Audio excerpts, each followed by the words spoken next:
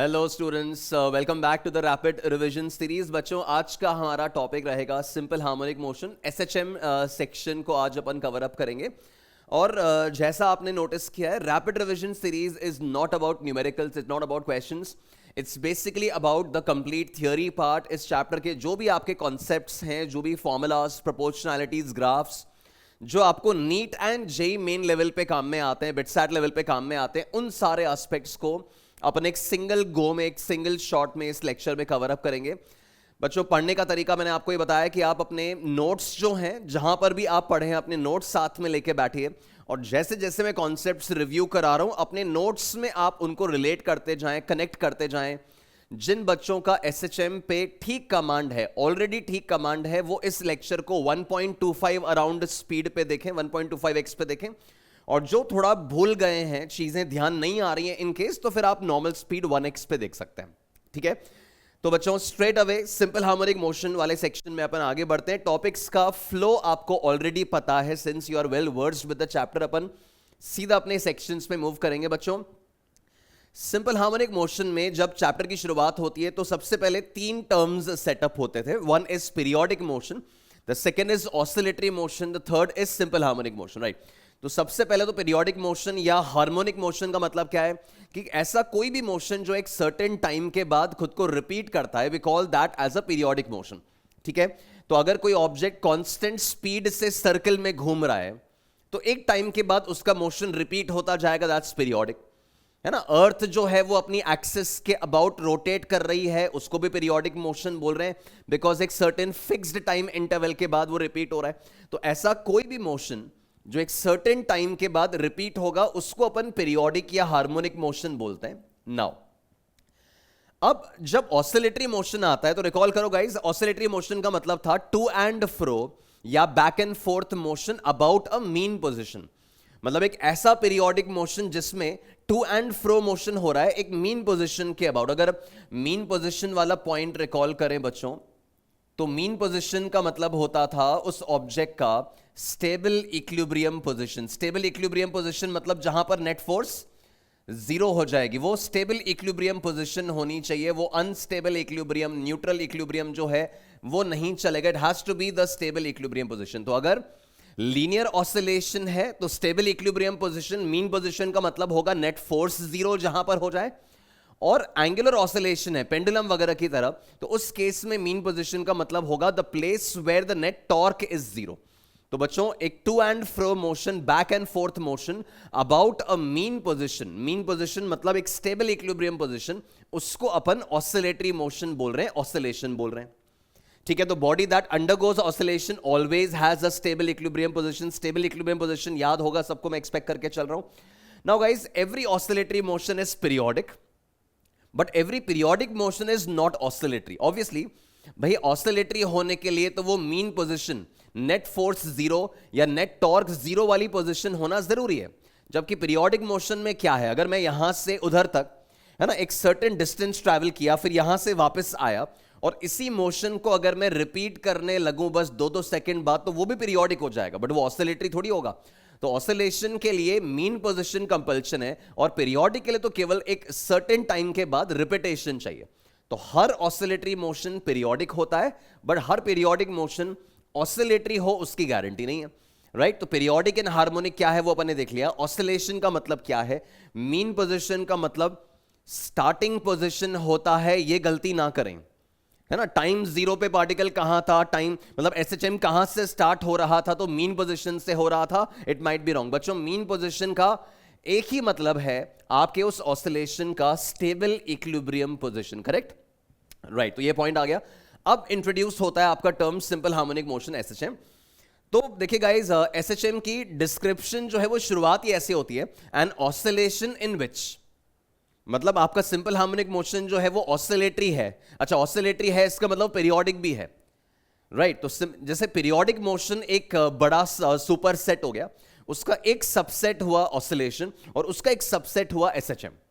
तो simple harmonic motion एक ऐसा ऑसिलेशन जिसमें ऑब्जेक्ट का जो डिस्प्लेसमेंट है, डिस्प्लेसमेंट कहां से, displacement from the mean position, जब वो ऑसिलेट करने के लिए अपनी मीन पोजीशन से आगे बढ़ा, वापस आया, तो मीन पोजीशन से उसका displacement at any time T, if it is of this form, if it is a sinusoidal function of time, जब वो ऑब्जेक्ट ऑसिलेट करता करता अपनी मीन पोजीशन से आगे बढ़ा तो उसका displacement with respect to time अगर साइनसॉइडल फंक्शन है, बच्चों साइनसॉइडल फंक्शन मतलब इधर साइन या कॉस, है ना, इधर साइन या cos, if that x is a sinusoidal function of time, in that case we call that oscillation as a simple harmonic motion. तो ऑब्वियसली अपना ये मेन इक्वेशन हुआ करता था that x equals to A sine omega T plus five. बच्चों इसकी जगह एक cos omega T plus five होता तो भी वो equally good and equally correct होता, उसमें कोई दिक्कत नहीं है, पर अपन ने साइन ले लिया, the function should be sinusoidal. तो एक ऐसा ऑसिलेशन जिसमें ऑब्जेक्ट का पोजीशन, जिसमें ऑब्जेक्ट का डिस्प्लेसमेंट कहां से, फ्रॉम द मीन पोजीशन। बच्चों एक्स जो है वो ऑब्जेक्ट का डिस्प्लेसमेंट है जो मीन से नापा हुआ है, वो डिस्प्लेसमेंट आपको लीनियर फंक्शन नहीं चलेगा, क्वाड्रेटिक नहीं चलेगा, लोगैरिथमिक नहीं चलेगा, एक्सपोनेंशियल नहीं चलेगा, it has to be a sinusoidal function of time, और साइनसॉइडल मतलब साइन या कॉस। ठीक है, फिर अपन रिकॉल कर लें अपने ऑब्वियस टर्म्स।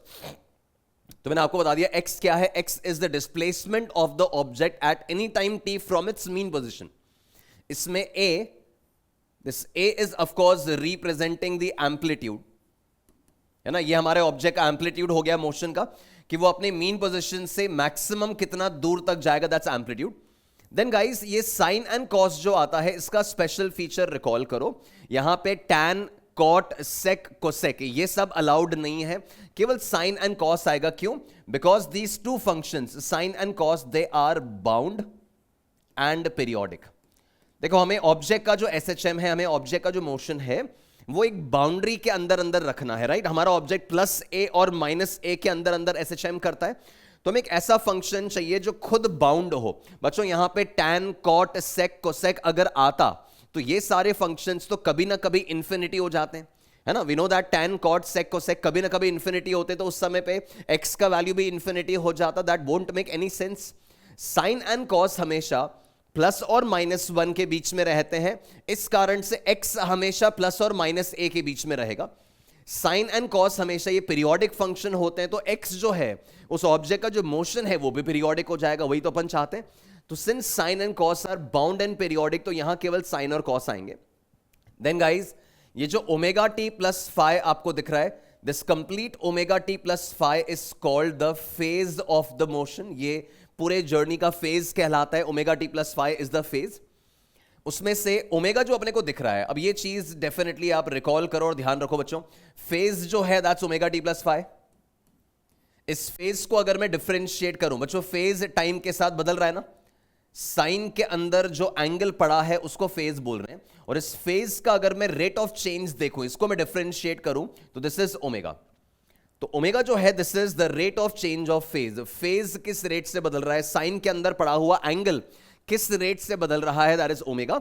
एंड ओमेगा का हमारा फॉर्मूला जो होता था that is 2 pi by capital T, है ना, 2 pi by capital T. T is the time period of SHM, जितने टाइम में उसका एक ऑसिलेशन पूरा होगा that is the time period. तो 2 pi by capital T is the value of omega. 1 by T को अपन फ्रीक्वेंसी लिख सकते हैं, तो ये 2 पाई एफ बी है, और उसका यूनिट अपन जानते हैं इज रेडियंस पर सेकेंड। तो ध्यान रखें गाइज, ओमेगा क्या है, omega is the angular frequency. नाम क्या है, एंगुलर फ्रीक्वेंसी है। It is the rate of change of phase, sine के अंदर पड़ा हुआ angle, we can see that it is changing. भाई किस रेट से वो चेंज हो रहा है वो ओमेगा है, and that's why it is radiance पर सेकंड। एंगल कितना चेंज पर सेकंड आ रहा है वो ओमेगा है। ओमेगा का formula 2 pi by capital T होता है, और 1 बाय टी को अपन फ्रीक्वेंसी भी लिख सकते हैं, ठीक है। इस x equal to A sine omega T plus five का अपन प्लॉट बनाए, तो ऑब्वियसली बच्चों साइन फंक्शन है तो साइन वेव की तरह इसका ग्राफ होगा। तो आप देख सकते हैं x versus T graph, position versus time graph जो है that's a sine wave, it's a sine function. तो ए साइन ओमेगा टी के हिसाब से देखें तो इस तरह का पूरा ग्राफ आ जाएगा। यू कैन सी दैट यहां से यहां तक उसका एक साइकिल पूरा हो गया, दिस इज 1 टाइम पीरियड, और उसके बाद फिर मोशन रिपीट हो रहा है। यहां पे 2 टाइम पीरियड के बराबर समय हो गया, उसके बाद the motion repeats itself, right. तो ऐसा कोई भी फंक्शन जो x बराबर a sine omega T plus five या x equal to a cos omega T plus five की तरह नजर आए, उसको आप सिंपल हार्मोनिक मोशन कह सकते हैं। देन टाइम पीरियड मैंने आपको बता ही दिया, कि कंप्लीट एक ऑसिलेशन पूरा करने में जितना टाइम लग रहा है that is the time period. Phase किसे कह रहे हैं मैंने बता दिया, phase omega T plus five को कह रहे हैं। तो वो जो टाइम वेरिंग क्वांटिटी है उसको फेज कह रहे हैं। It describes the state of motion, मतलब ऑब्जेक्ट का पोजिशन क्या है, राइट। ऑब्जेक्ट अभी मीन पोजिशन पे है कि एम्पलीट्यूड पे पहुंच गया है कि आधे रास्ते में, वो सब किससे पता चल रहा है, वो फेज से पता चल रहा है कि ऑब्जेक्ट के हालात क्या हैं, ऑब्जेक्ट प्रेजेंट कहां पर है, राइट। देन बच्चों फेज कांस्टेंट। अब ये जो टर्म आपको दिख रहा है ना, ये ओमेगा टी प्लस फाइव में मैंने बता दिया ए तो एम्पलीट्यूड है, साइन कॉस क्यों आया, बिकॉज बाउंड एंड पीरियोडिक चाहिए, sinusoidal function. Omega T plus five पूरा फेज है, उसमें से omega is the rate of change of phase, angular frequency, T is any general time T, and five, ये five जो है इसको अपन फेज कांस्टेंट बोलते हैं। ध्यान आ रहा है, फेज कांस्टेंट बोलते हैं। इसका रोल क्या है, इसका रोल ये है कि अगर आप हमारे उस फंक्शन में x equal to A sine omega T plus five में, और बच्चों इसको अगर मैं डिफरेंशिएट करूं तो dx बाई dt से वेलोसिटी मिलेगा। तो dx बाई dt अगर कर रहा हूं, वेलोसिटी आ रहा है, इसका differentiation is a omega cos omega T plus five. अब इसमें अगर मैं टाइम का वैल्यू जीरो प्लेस करूं, तो बच्चों टाइम का वैल्यू जीरो प्लेस कर रहा हूं, तो t जीरो प्लेस करने पर, ये t जीरो प्लेस करने पे x की वैल्यू आ रही है a साइन फाइव, ठीक है। एंड सिमिलरली वेलोसिटी में भी अपन देखें तो टाइम जीरो प्लेस करने से, वेलोसिटी वाले फंक्शन में टाइम जीरो प्लेस करने से आ रहा है a cos five. So basically time zero पर ऑब्जेक्ट का पोजीशन क्या था, या टाइम जीरो पे ऑब्जेक्ट का वेलोसिटी क्या था, वो आपको फाई की वैल्यू से पता चलता है। ये फाई का रोल बहुत क्रूशियल होता है क्वेश्चन को समझने में, तो ध्यान रखेंगे बच्चों। टाइम जीरो पे मतलब जब मैंने टाइमर ऑन किया, ऑब्जेक्ट का मोशन कहां से स्टार्ट हो रहा है वो सब नहीं। टाइम जीरो का मतलब हमने ऑब्जर्व करना कहां से शुरू किया है, उसको हम टाइम जीरो पोजीशन कह रहे हैं। तो जब हमने टाइमर ऑन किया, जब हमने देखना शुरू किया ऑब्जेक्ट को, वो उस समय अपने एम्पलीट्यूड वाली पोजीशन पे था, अपने मीन को क्रॉस कर रहा था, आधे रास्ते पे a/2 पे a/4 पे कहां प्रेजेंट था, वो आपको फाई देखकर पता चलता है। तो बेसिकली अगर फाई का वैल्यू π/2 हुआ तो टाइम जीरो पे ऑब्जेक्ट का x का वैल्यू a आ रहा है, और फाई का वैल्यू π/2 हुआ तो टाइम जीरो पे वेलोसिटी जीरो आ रही है। तो टाइम जीरो पे पार्टिकल का पोजीशन क्या था, टाइम जीरो पे पार्टिकल की वेलोसिटी क्या थी, ये सब कुछ फेज कांस्टेंट फाई से हमें पता चलता था। याद आ गया। अब ये फाई की डिटेलिंग में आपको समझाऊंगा, एक बार पूरा याद दिलाऊंगा, पर एक बेसिक मैंने आपको आइडिया था कि फेज कांस्टेंट का रोल क्या है, राइट। देन गाइज ये काफी इंपॉर्टेंट पॉइंट होता था कि ऑब्जेक्ट का जो पूरा SHM है ना, उसको एक बार इमेजिन कर लो। मैं हमेशा आपको ये बोलता हूं कि आप SHM जब पढ़ रहे हो तो विजुअल्स में आप स्प्रिंग ब्लॉक सिस्टम को रखिए, है ना। जब आप लीनियर SHM कर रहे हो तो आप विजुअलाइजेशन के लिए स्प्रिंग ब्लॉक इमेजिन करो कि स्प्रिंग ब्लॉक में अपन ने एक नॉर्मल हॉरिजॉन्टल स्प्रिंग ब्लॉक लिया, ब्लॉक को आपने यहां तक खींचा, स्प्रिंग एक्सटेंड हो गई, और फिर वहां से ब्लॉक को छोड़ दिया। अब जैसे ही ब्लॉक को छोड़ा तो ये यहां से वापस से नॉर्मल एक्सटेंशन आपके जीरो एक्सटेंशन पे आ रहा है, वो उसकी मीन पोजीशन है। वहां से वापस से कंप्रेशन वाला फेज आएगा, फिर वापस से यहां पे आएगा और इधर। तो बेसिकली आप पूरे मोशन को ऐसे डिस्क्राइब करो कि जहां पे ऑब्जेक्ट का स्प्रिंग, वो स्प्रिंग जो है वो नेचुरल लेंथ में है, नेट फोर्स जीरो है, जो मीन पोजीशन है, वो मीन पोजीशन को क्रॉस किया, मीन पोजीशन से चल के ऑसिलेट करता हुआ यहां पहुंचा जहां वो स्टॉप होगा और लौटेगा। इस वाली जगह को अपन कह रहे हैं अपना +a, पॉजिटिव एक्सट्रीम। बच्चों ऑब्जेक्ट का x का मैक्सिमम वैल्यू कितना हो सकता है, +a, और x का मिनिमम वैल्यू कितना होगा, -a। तो हमारा ऑब्जेक्ट +a और -a के अंदर अंदर ऑसिलेट करेगा, राइट। तो ऐसे केस में मीन पोजीशन से स्टार्ट हुआ, जीरो से +a तक गया, उसको अपन पॉजिटिव एक्सट्रीम कह रहे हैं। +a से जीरो आया, वापस से मीन पे आ गया, फिर मीन से -a पे गया, स्प्रिंग कंप्रेस हुई, नेगेटिव एक्सट्रीम कह रहे हैं उसको, और -a से जीरो पे आया, दैट कंप्लीट्स वन ऑसिलेशन, है ना। जीरो से +a से जीरो, जीरो से -a से zero, that completes one oscillation. इसमें जितना टाइम लगता है उसको अपन एक टाइम पीरियड कैपिटल T बोल रहे हैं। नाउ इसका पूरा जर्नी जो है बच्चों वो 4 सिमेट्रिक पार्ट्स में, कि जीरो से +a और +a से जीरो, फिर जीरो से -a और -a से जीरो। आप देखिए 4 सिमेट्रिक सेक्शंस हैं ये, and each of them takes the same time, कितना, T/4 ईच। तो जीरो से +a में T/4, फिर वापस से T/4, फिर ये T/4 और ये T/4 मिलकर कैपिटल T टाइम पीरियड बना रहा है, ठीक है। तो जीरो से यहां से शुरू हुआ, ये बड़ा इंपॉर्टेंट सा डायग्राम है, मैं सारा याद करने को नहीं बोल रहा हूं, पर हैंडलिंग क्लियर होनी चाहिए। तो मान लीजिए टाइम जीरो पे मेरा object x equal to zero पे था, फिर ए पे कब पहुंचा तो टी बाय 4 पे पहुंचा, फिर वापस से जीरो पे कब आया तो टी बाय 2 पे आया, फिर माइनस ए पे कब आया 3t बाय 4 पे आया, और वापस से जीरो पे कब आया तो टी टाइम जब बीत चुका था तब। अब इसमें ये कई बार काम आता है कि a बाई 2 जीरो से a के मिड वे पे कब पहुंचेगा, तो बच्चों जीरो से a तक जाने में t बाय 4 लग रहा है, बट जीरो से a बाई 2 तक जाने में उसका आधा t बाय 8 नहीं लगेगा। क्यों? Because it is not moving with a constant speed. कोई कांस्टेंट स्पीड थोड़ी है कि सर आधा डिस्टेंस आधे टाइम में हो जाएगा, नहीं होता है। तो क्या होता है, आप देखिए मीन पोजीशन वाले इलाके में उसकी स्पीड सबसे ज्यादा है, और जैसे जैसे वो एक्सट्रीम की तरफ जा रहा है द स्पीड इज डिक्रीजिंग। इसका मतलब फर्स्ट हाफ जल्दी ट्रैवल हो जाएगा और सेकंड हाफ जो है वो ज्यादा टाइम लगेगा, स्लो ट्रैवल होगा।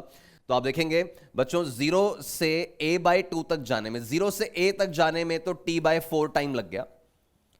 जीरो से मतलब जीरो मतलब मीन पोजीशन, जीरो से a बाय 2 तक जाने में the time taken is t by 12। t by 8 नहीं आता, ये t बाय 12 आता है।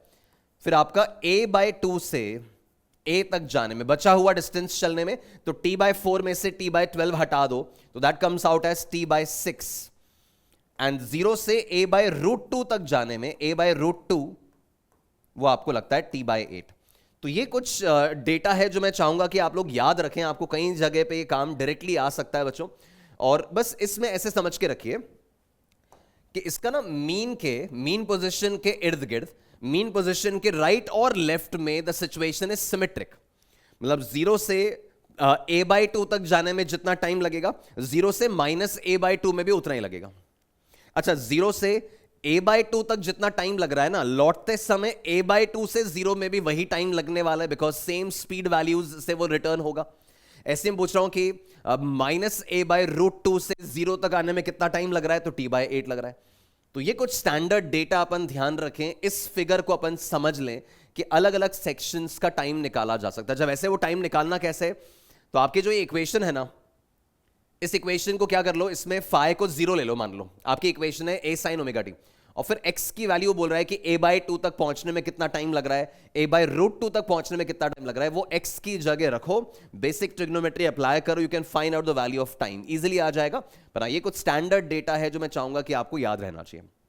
देन बच्चों फ्रीक्वेंसी एंड टाइम पीरियड, ये अपन एक बड़ा इंपॉर्टेंट सा पॉइंट नोटिस करेंगे आगे कि फ्रीक्वेंसी या टाइम पीरियड जो है that's independent of the amplitude. ये अपन आगे चल के प्रूव भी कर पाएंगे।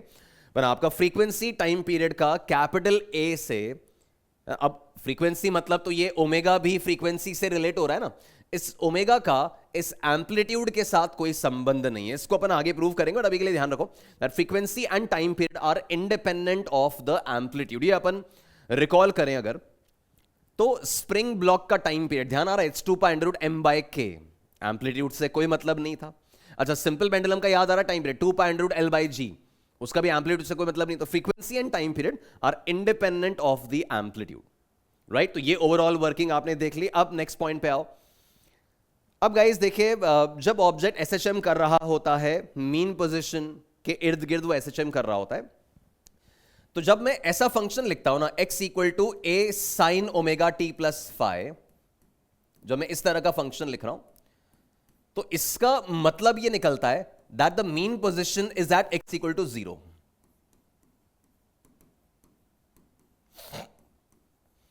ठीक है, जब इस तरह का नॉर्मल सा फंक्शन अपन ने लिखा हुआ है, तो इसका मतलब होता है कि मीन पोजीशन जो है वो x इक्वल टू 0 पे है। अब ऐसा तो कंपल्शन नहीं है कि यार हमेशा mean position x equal to 0 पे ही हो। मैंने आपको ये बोला था मीन पोजीशन का बच्चों एक ही मतलब होता है that the place where the net force और the net torque is 0 depending on linear या एंगुलर एसएचएम क्या है। अब अपन बोल रहे हैं कि यार अगर फंक्शन ऐसा है a sin omega t plus five या a cos omega t plus five, इसका मतलब मीन पोजीशन x बराबर 0 पे है, और वो 0 से प्लस a और 0 से माइनस a के बीच में ऑसिलेट कर रहा है। ठीक है, अब ऐसा हो सकता है बच्चों कि उसका mean position x equal to 5 पे हो, है ना, x इक्वल टू 5 पे मीन है और 5 के इर्द गिर्द वो घूम रहा हो, ये भी तो पॉसिबल है, राइट। तो अगर आपका एसएचएम का फंक्शन बच्चों, अगर आपका एसएचएम का फंक्शन इस प्रकार है x equal to a plus B sine omega T plus five, मतलब आपके नॉर्मल साइनसॉइडल फंक्शन के साथ अगर यहां कोई कांस्टेंट जुड़ा हुआ है तो उससे वो SHM कहलाना बंद नहीं होता, वो फिर भी SHM है। बस होगा क्या कि इस बार उसका मीन पोजीशन बदल जाएगा। तो इस वाले फंक्शन में मीन 0 पे था, यहां पे ये a ऐड करने का मतलब है कि mean has shifted to a, और SHM अभी भी हो रहा है बिकॉज साइनसॉइडल है। साइन के बाहर ये जो पड़ा है दिस इज द एम्पलीट्यूड। तो x बराबर a plus B sine omega T is a simple harmonic motion with mean position at x equal to a and amplitude b। अब देखो अगर उसका मीन पोजिशन a पे है, अच्छा एम्पलीट्यूड का मतलब कि वो मीन से आगे कितना जाएगा, तो वो a पर तो है, तो उसका मीन है, और वो a से b डिस्टेंस आगे जाएगा तो किस कोऑर्डिनेट पे पहुंचेगा, तो a प्लस b कोऑर्डिनेट पे पहुंचा। बच्चों मीन a पे तो है ऑलरेडी, अब a से b यूनिट्स आगे गया तो a प्लस b पे पहुंचा, और a से b यूनिट्स पीछे आया तो a माइनस b पे पहुंच गया। इस कहानी में अपन को समझ के रखना है बच्चों कि ऐसे केस में उसका मैक्सिमम x कोऑर्डिनेट क्या है, तो a से b यूनिट्स आगे जाएगा तो maximum x coordinate a plus b आ रहा है, और मिनिमम x कोऑर्डिनेट जो आ रहा है वो a माइनस b आ रहा है। तो my particle is performing SHM between a minus b and a plus b coordinates with mean position at A and amplitude as B। तो ये वाला फॉर्मेट भी SHM होता है, ये गड़बड़ नहीं करना। समझो कि अगर मैंने लिखा होता x equal to 7 plus 9 sine omega T, है ना, तो ये भी एक SHM है। इसका मीन कहां पर है, तो मीन पोजीशन जो है वो 7 पे, मीन पोजीशन 7 पे, एम्पलीट्यूड 9 है, मैक्सिमम x कोऑर्डिनेट कितना होगा, तो 16 होगा। 7 से 9 मीटर आगे 16 और 7 से 9 पीछे -2 और 16 के बीच में SHM करने वाला है। ठीक है, अब दूसरा फॉर्मेट अपन ही ध्यान रखेंगे। अगर आपको equation a sin omega T plus b cos omega T के फॉर्मेट में गिवन है, बच्चों ये बड़ा कॉमन क्वेश्चन है एग्जाम्स में कि आपको 4-5 अलग अलग इक्वेशंस दे रखी हैं और ये पूछा हुआ है कि इनमें से कौन या इनमें से कौन कौन SHM को रिप्रेजेंट कर सकती है, तो वहां बड़ा काम आता ही है। तो सबसे पहले तो tan cot sec cosec reject हो गए, sin cos एक्सेप्ट हो गए, a plus B sine omega T plus five है तो भी SHM है। इस तरह का अगर लिखा हुआ है a cos theta plus b sin theta या a sin theta plus b cos theta, तो ये भी एक प्रॉपर SHM को रिप्रेजेंट करता है। बस इसमें x का मैक्सिमम वैल्यू, बच्चों x का जो मैक्सिमम वैल्यू होगा वही एम्पलीट्यूड होगा ना, जो x का मैक्सिमम वैल्यू होगा वही एम्पलीट्यूड होगा। तो इस केस में x का मैक्सिमम वैल्यू ना तो a है ना b है ना a प्लस b है। ऐसे केसेस में x का मैक्सिमम वैल्यू आता था a square plus b square under root, याद आ रहा है ना, दैट बिकम्स द एम्पलीट्यूड। और इसमें फिर फंक्शन जो ओवरऑल फंक्शन बनता है ना कंबाइंड SHM का, वो जाता है x equals to a dash sine omega T plus five dash. तो a डैश तो कितना हो गया, a डैश मतलब नया एम्पलीट्यूड कितना हो गया, तो a square plus b square under root, और फाइव डैश मतलब फेस कांस्टेंट अब नया कितना हुआ कंबाइंड मोशन का, तो tan inverse b by a है। ये आप याद रखें, डेरिवेशन पे तो ऑफ कोर्स अपन नहीं जा सकते, बट अगर a sine omega T plus b cos omega T format का कोई इक्वेशन है तो वो भी SHM रिप्रेजेंट करता है। उसका एम्पलीट्यूड कितना, तो a square plus b square under root, और उसका फेस कांस्टेंट कितना होगा, तो tan inverse b by a हो जाएगा, tan inverse cos upon sine वाला data b by a, tan inverse b by a। ठीक है, इसका फ्रीक्वेंसी ओमेगा रहेगा, इनिशियल फेस कांस्टेंट बता दिया। पर ये चीजें याद रखनी है अपने को, डिराइव तो आपने किया हुआ होगा अपनी थ्योरी में जब पढ़ा था, और अभी के लिए अपन इसको रिव्यू कर रहे हैं तो याद करेंगे। देन गाइज अगर function x equal to x not sine square omega T का है ना, ये वाला भी आपने देखा हुआ है कि इसको अगर देख रहे हैं तो ये भी एक सिंपल हार्मोनिक मोशन होगा, ये भी एक सिंपल हार्मोनिक मोशन होगा। कैसे, आप इस साइन स्क्वायर ओमेगा टी को आप रिकॉल करें, साइन स्क्वायर ओमेगा टी को लिख सकते हैं 1 minus cos 2 omega T by 2। बच्चों ये दो रिजल्ट होते थे, मैं याद दिलाता हूं, 1 plus cos 2 theta is 2 cos square theta and 1 minus cos 2 theta is 2 sine square theta. Right, ये अपने दो मैथमेटिकल फॉर्मेट्स हुआ करते थे। उसमें से जैसे अपन ने देखा कि साइन स्क्वायर ओमेगा टी है, तो साइन स्क्वायर ओमेगा टी को अपन ने क्या लिखा, साइन स्क्वायर ओमेगा टी को लिखा 1 minus cos 2 omega T by 2। और अब ये वाला जो फॉर्मेट दिख रहा है ना, इसको आप स्प्लिट करो तो ये क्या लिखा हुआ है, ये लिखा हुआ है x not by 2 minus x not by 2 cos 2 omega T. अब बच्चों ये SHM है कि नहीं है, सर बिल्कुल है, बिकॉज ये इसके जैसा दिख रहा है। है ना, बिकॉज ये इसके जैसा दिख रहा है। तो इसमें जो कांस्टेंट बाहर पड़ा हुआ है, this constant is the mean position. इसका मीन पोजीशन जो है वो x नॉट बाई 2 पे हो गया। ये कॉस एंड साइन के बाहर जो x नॉट बाई 2 पड़ा हुआ है, ये इसका एम्पलीट्यूड हो गया। जो टाइम का कोएफिशिएंट यहां पे 2 ओमेगा दिख रहा है, ये इसकी एंगुलर फ्रीक्वेंसी हो गई। ठीक है, so this is a simple harmonic motion with amplitude x not by 2, frequency 2 omega, because time का कोएफिशिएंट वो है, and mean position x not by 2। तो साइन स्क्वायर ओमेगा टी है, कॉस स्क्वायर ओमेगा टी है, तो वो भी एक सिंपल हार्मोनिक मोशन रिप्रेजेंट करता है, बस मीन कहीं और शिफ्ट हो जाता है, फ्रीक्वेंसी बदल जाता है। बच्चों x not sine square omega T, इसका अगर ग्राफ बनाना हो तो कैसा बनेगा? साइन ओमेगा टी का तो अपन ने देखा था अभी, है ना, साइन का ग्राफ तो ये था। अगर साइन स्क्वायर ओमेगा टी का ग्राफ बनाना है तो स्क्वायर में क्या होगा, नेगेटिव वाले साइकिल्स भी ऊपर आ जाएंगे।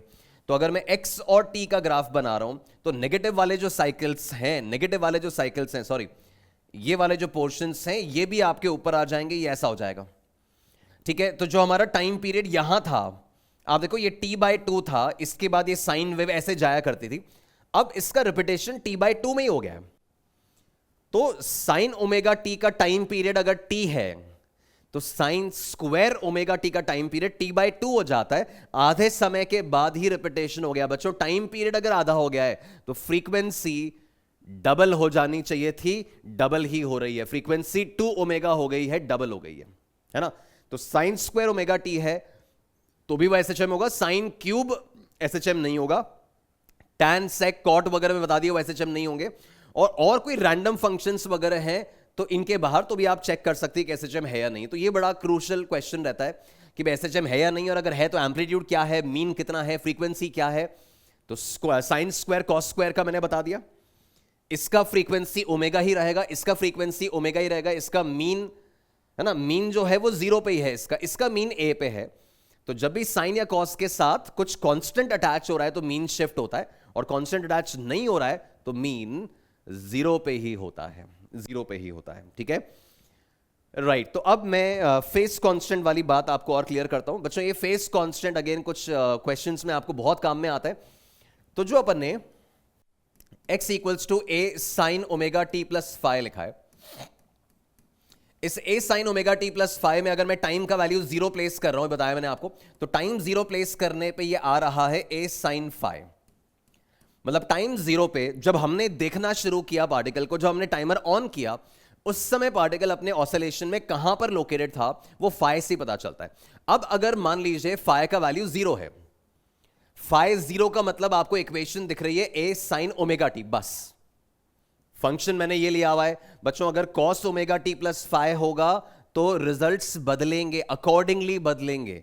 तो साइन के हिसाब से आप पूरा सीख लिए, और कॉस फंक्शन अगर आता है तो अकॉर्डिंगली चेंजेस को इनकॉर्पोरेट करना होगा। ठीक है, ऐसे रट्टा मार के नहीं चलेगा, ध्यान रहना चाहिए कि अगर साइन फंक्शन है तो ये मेरे रिजल्ट्स हैं, और कॉस है तो मैं अपने आप सेटअप कर सकता हूं थियोरी।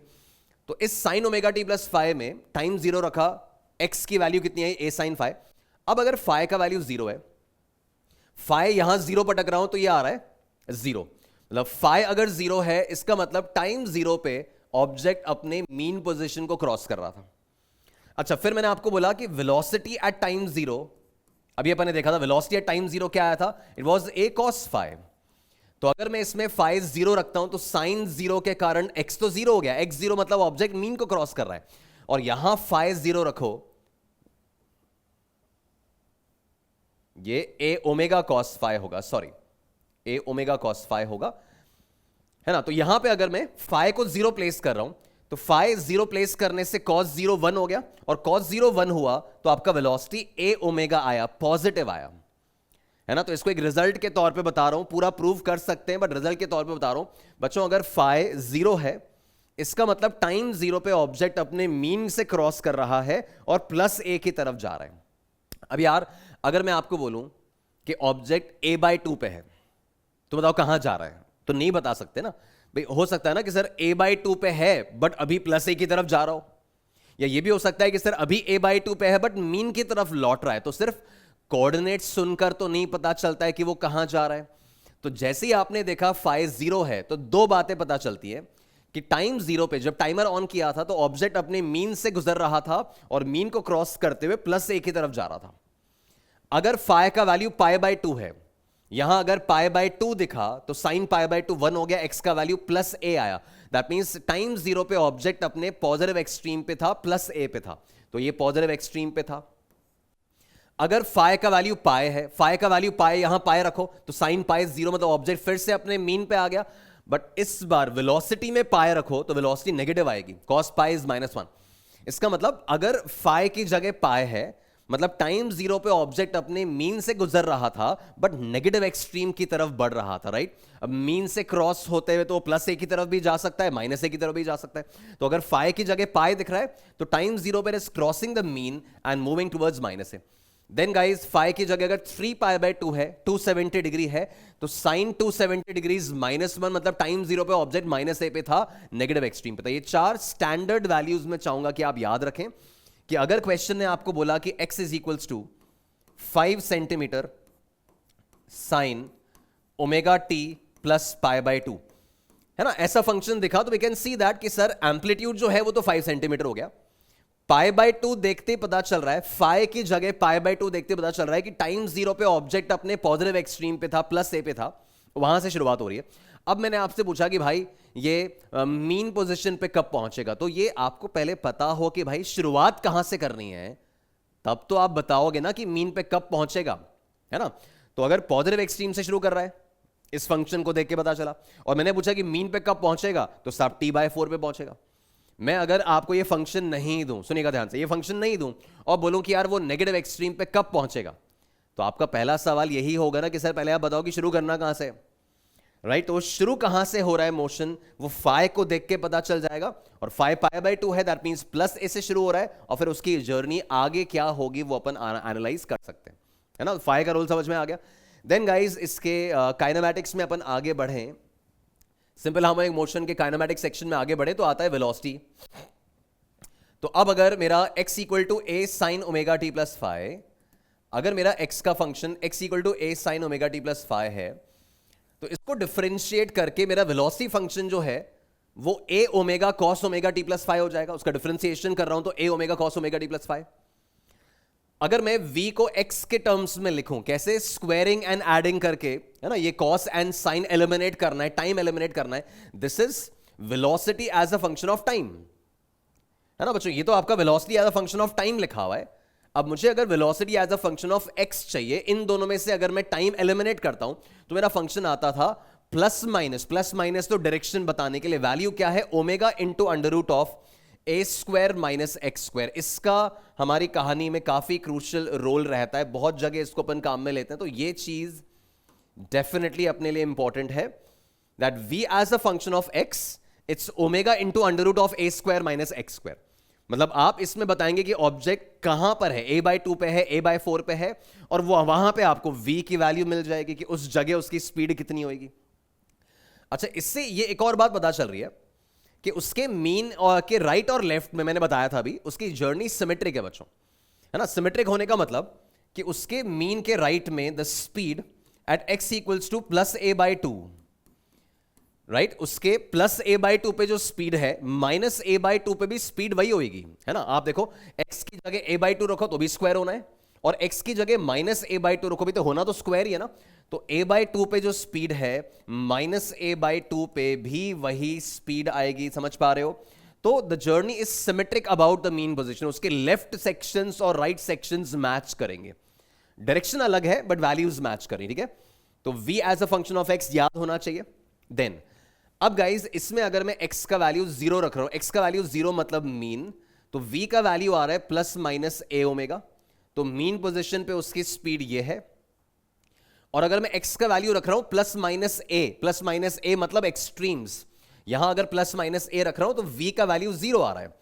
अब ये हमारे लिए अगेन एक इंपॉर्टेंट डेटा होता है, that the speed is maximum at the mean position.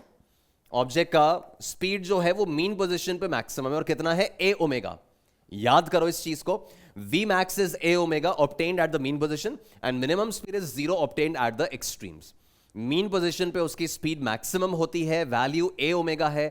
Extreme position पे ऑब्वियसली वो स्पीड 0 हो रही तभी एक्सट्रीम है, तो वहां पे स्पीड 0 हो जाएगी। और v का formula omega into under root of A square minus x square. Now बच्चों velocity as a function of time अगर प्लॉट करना होता तो कॉस फंक्शन बनाते, और velocity as a function of X अगर ढूंढना है तो इसके जैसा फंक्शन बनेगा। वो मैंने कहा ना, आप ये कॉस का वैल्यू लिखो, साइन का वैल्यू लिखो, स्क्वायरिंग एडिंग करो, तो स्क्वायरिंग एडिंग करके ये फंक्शन आता था बच्चों। इसको अगर आप स्क्वायरिंग कर दो दोनों तरफ और रीअरेंज करो तो ये मिलेगा आपको। तो ये जो फंक्शन है ये आपको v और x के बीच में ग्राफ बनाने में काम आता है। रिकॉल करें, this is the equation of an ellipse, this is x square by A square plus Y square by B square बराबर 1। एलिप्स का इक्वेशन है।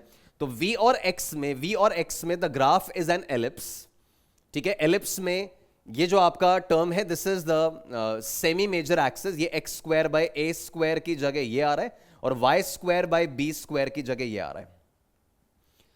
तो ये x की लिमिट्स क्या हो गई, plus A and minus A, और v की लिमिट्स हो गई plus A omega and minus A omega. बच्चों ये वाला ग्राफ कब बनेगा, जब ये वाला gap, this is the major axis, अपन जानते हैं एलिप्स में this is the major axis and this is the minor axis. तो ऐसा ग्राफ कब बनेगा, when 2a the major axis is greater than 2 omega a the minor axis. a cancel हो गया, 2 कैंसिल हो गया, that means omega is less than 1। तो omega अगर लेस देन 1 है तो इस तरह का एलिप्स बनाना है। एंड इन केस अगर ऐसा सिचुएशन आ जाए, ध्यान दें, सिंस v और x के बीच में ग्राफ है, एलिप्स बनाना है, तो बच्चों एलिप्स तो फिर ऐसा ही बन सकता था, यही बना सकते थे, है ना। ये कब बनेगा, ये तब बनेगा जब 2 ओमेगा a, ये वाला आपका एक्सिस ये मेजर हो जाए, इज ग्रेटर देन ये वाला 2a, और ये कब हो रहा है, when omega is greater then 1।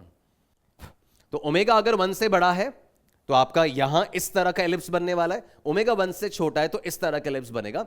v और x में जो ग्राफ है वो एलिप्टिकल शेप होगा, ये याद रहना चाहिए। v और x का जो रिलेशन है वो ये वाला है, v मैक्स a ओमेगा होता है, मीन पे मिलता है, v मिनिमम 0 होता है, एक्सट्रीम पे मिलता है। एंड बच्चों आप देखो, x का फंक्शन अगर साइन है तो v का फंक्शन डिफरेंशिएट होकर कॉस में आ गया। इसका मतलब x and v are pi by 2 out of phase. ये अपने को अच्छे से पता है कि जब एक साइन फंक्शन हो और दूसरा कॉस फंक्शन हो तो it means that they are 90 degree out of phase. जब एक अपने एक्सट्रीम पे होगा तो दूसरा 0 पे पड़ा होगा।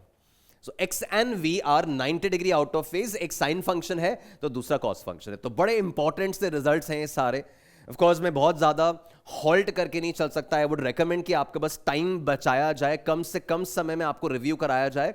सो गाइज आपने v और x के बीच में रिजल्ट देख लिया, and the phase difference between velocity and position, खैर लिखा हुआ ही है यहां पे, is pi by 2 radians. Then अब अगला पॉइंट जो आ रहा है, this is now about acceleration. Acceleration की बात करें तो दोबारा डिफरेंशिएट करना होगा। तो x बराबर a sin omega t plus five, x equal to a sin omega t plus five.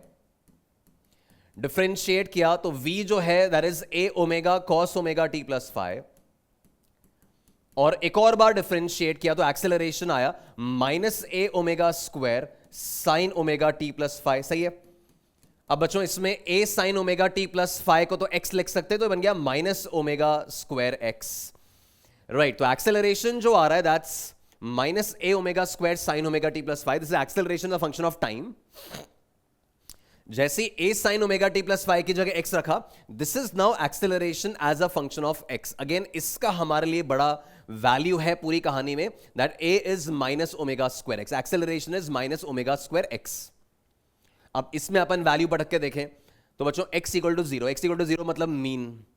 अब यहां x 0 रखने से एक्सेलरेशन कितना आ रहा है, 0 आ रहा है। तो सर ये तो आना भी चाहिए था, क्योंकि x equal to 0 mean position है हमारी इस कहानी में, और मीन मतलब नेट फोर्स 0, और नेट फोर्स 0 मतलब एक्सेलरेशन 0 आ रहा है। अच्छा, x अगर यहां पे प्लस माइनस a रखेंगे तो एक्सेलरेशन का मैक्सिमम वैल्यू आएगा, है ना। x equal two plus minus a मतलब एक्सट्रीम पोजीशन। स्प्रिंग ब्लॉक में इमेजिन करो, एक्सट्रीम पोजीशन का मतलब जहां स्प्रिंग सबसे ज्यादा खिंचा हुआ है। स्प्रिंग सबसे ज्यादा खिंचा हुआ है मतलब फोर्स मैक्सिमम है, और फोर्स मैक्सिमम है तो एक्सेलरेशन मैक्सिमम होना वाजिब है, राइट। तो बच्चों एक्सेलरेशन का maximum value it's omega square a, magnitude की बातें कर रहे हैं।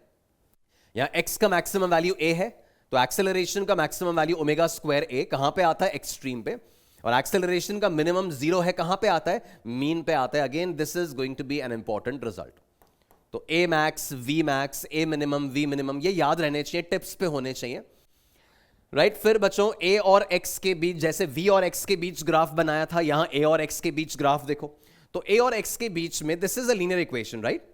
We can compare this as Y equal to M X. तो we can see that Y axis पे अगर एक्सेलरेशन ले रहा हूं, एक्स एक्सिस पे ए एक्स ले रहा हूं, तो ऐसे केस में स्ट्रेट लाइन ग्राफ बनेगा with a negative slope, because minus omega square है, with a negative slope and passing through origin. तो इस ग्राफ का स्लोप जो होगा, that slope is going to be minus omega square, है ना. Slope is going to be minus omega square. तो बच्चों A versus X graph is a straight line graph with a negative slope passing through origin, और slope की जगह अपन देख सकते हैं माइनस ओमेगा स्क्वायर है. ठीक है, तो ये आपको एक रिजल्ट ध्यान रखना है. अच्छा, फिर इसी को आप रिकॉल करो, एक्सेलरेशन को लिखते हैं double derivative of X, D two X upon D T square. फिर ओमेगा स्क्वायर एक्स को लेफ्ट में ले लो, तो एक्सेलरेशन को लिखा एक्स का double derivative, omega square X को लेफ्ट में लिया equal to zero. This is termed as the hallmark equation of S H M. बच्चों A equals to minus omega square X हमारे लिए तो खैर ये ज्यादा काम की है, बट इसी को लिखने का हमारा दूसरा तरीका है बस ये कि इसी को रीअरेंज करके इसको डबल डेरिवेटिव वगैरह के फॉर्म में लिख के अपन ऐसा बना सकते हैं. This is the hallmark equation of SHM. मतलब आगे किसी के लिए भी अगर फंक्शन ऐसा बन जाएगा ना, इक्वेशन ऐसी बन जाएगी, तो अपन क्लेम कर पाएंगे कि वो फंक्शन, वो वेरिएबल सिंपल हार्मोनिक फैशन में बदलने वाला है. तो हॉलमार्क इक्वेशन मतलब एक तरह से पहचान बनी हुई है. तो बच्चों किसी भी कहानी में अगर सॉल्व करते करते acceleration minus omega square x रूप में दिखाई दे, मतलब अगर आपको एक्सेलरेशन दिखा as a equal to 6x, अगर आपको किसी कहानी में एक्सेलरेशन की वैल्यू मिली माइनस 5x स्क्वायर, अगर आपको किसी कहानी में एक्सेलरेशन मिला माइनस 4x, किसी कहानी में आपको एक्सेलरेशन मिला एज माइनस 6 रूट एक्स, ठीक है, या फिर मतलब इस तरह के कुछ फंक्शंस आपको मिल रहे हैं, तो बच्चों ऐसे केसेस में फर्स्ट वाला एसएचएम नहीं हो सकता क्योंकि माइनस नहीं है. तुलना इसके साथ कम करनी है, कंपैरिजन इसके साथ करना है. सेकेंड वाला नहीं हो सकता बिकॉज हमें x टू द पावर 1 की प्रोपोर्शनैलिटी चाहिए, x square x cube root x नहीं चलेगा. माइनस 4x ये एग्जैक्टली इससे मैच कर रहा है, ये एसएचएम है, और रूट एक्स भी नहीं चलेगा. अच्छा, जैसे इससे कंपेयर किया तो ओमेगा स्क्वायर की वैल्यू 4 आ गई, ओमेगा स्क्वायर की वैल्यू 4 आ गई, ओमेगा का वैल्यू 2 आ गया, और ओमेगा आ गया, दैट मींस टाइम पीरियड भी आ गया 2 pi by omega, time period is 2 pi by omega, time period भी आ गया, एसएचएम भी प्रूव हो गया. तो for a motion to be simple harmonic, या तो उसका x का function a sin omega T plus phi sinusoidal होना चाहिए, जो हमने सारी कहानी बोली अभी, या फिर अगर आप उसका फोर्स पता कर पाए हो, एक्सेलरेशन पता कर पाए हो, तो उसका acceleration should look like minus omega square x, तब जाके आप उसको एसएचएम बोल सकते हो. ठीक है. अच्छा, फिर वेलोसिटी और एक्सेलरेशन को रिलेट करना है, तो ये ओमेगा टू द पावर 4 होएगा, सॉरी, है ना, तो वो रिलेट हो जाएंगे. अच्छा, फिर अपन ये देखें कि आपका वेलोसिटी जो है बच्चों x का साइन फंक्शन था, डिफरेंशिएट का वेलोसिटी कॉस हो गया, तो इसमें और इसमें पाई बाय 2 का फेज डिफरेंस आया. अब वेलोसिटी कॉस है, डिफरेंशिएट किया तो एक्सेलरेशन दोबारा साइन आ गया, तो v और a में भी पाई बाय 2 का फेज डिफरेंस है, जबकि x और a में x and acceleration are 180 degree out of phase. ये pi radians out of phase है, ये 180 डिग्री आउट ऑफ फेज है. ठीक है, तो वेलोसिटी और एक्सेलरेशन में पाई बाय 2 का फेज डिफरेंस है, और पोजीशन और एक्सेलरेशन में पाई का फेज डिफरेंस है. मतलब अगर मुझे x वर्सेस t ग्राफ, अगर मुझे x वर्सेस t ग्राफ इस तरह का दे रखा है, इस तरह का दे रखा है, तो मैं एक्सेलरेशन वर्सेस टाइम ग्राफ या acceleration versus time graph 180 degree flip करके बनाऊंगा.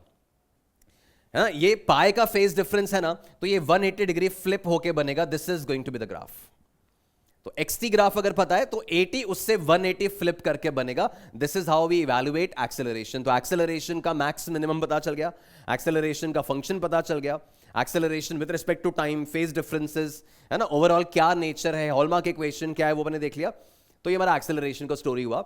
Now guys, acceleration equals to minus omega square x था.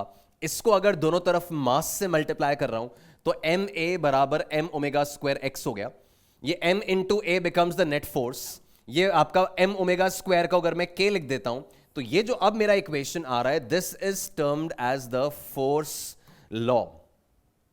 ठीक है, मास से मल्टीप्लाई किया, एम ओमेगा स्क्वायर को मैंने के कहा है यहां पे, तो ये F इक्वल टू माइनस के एक्स जो है, this is termed as the force law. मतलब ये बेसिकली SHM को रिफ्रेम कर सकते हैं अपन कि बच्चों ऐसा कोई भी मोशन, ऐसा कोई भी ऑसिलेशन जिसमें ऑब्जेक्ट पे लगने वाला रिस्टोरिंग फोर्स, ऑब्जेक्ट पे लगने वाला रिस्टोरिंग फोर्स, रिस्टोरिंग तो होना ही चाहिए, अदरवाइज मीन की तरफ वापस कैसे आएगा। ऑब्जेक्ट पे लगने वाला restoring force is directly proportional to x to the power 1। Force की proportionality X square x cube root X के साथ नहीं चलेगी, force has to be strictly proportional to x to the power 1 and it should be of the form F equals to minus के x, तो आप उसको SHM कह सकते हो, राइट। तो अब मैंने इसमें k किसको माना, मैंने k माना था m ओमेगा स्क्वायर को। तो बच्चों m ओमेगा स्क्वायर अगर k है तो ओमेगा की वैल्यू आ गई under root of k by m। ये कई बार डायरेक्टली अपने को काम में आती है, तो ओमेगा भूलना नहीं है, ओमेगा का value is under root of k by m।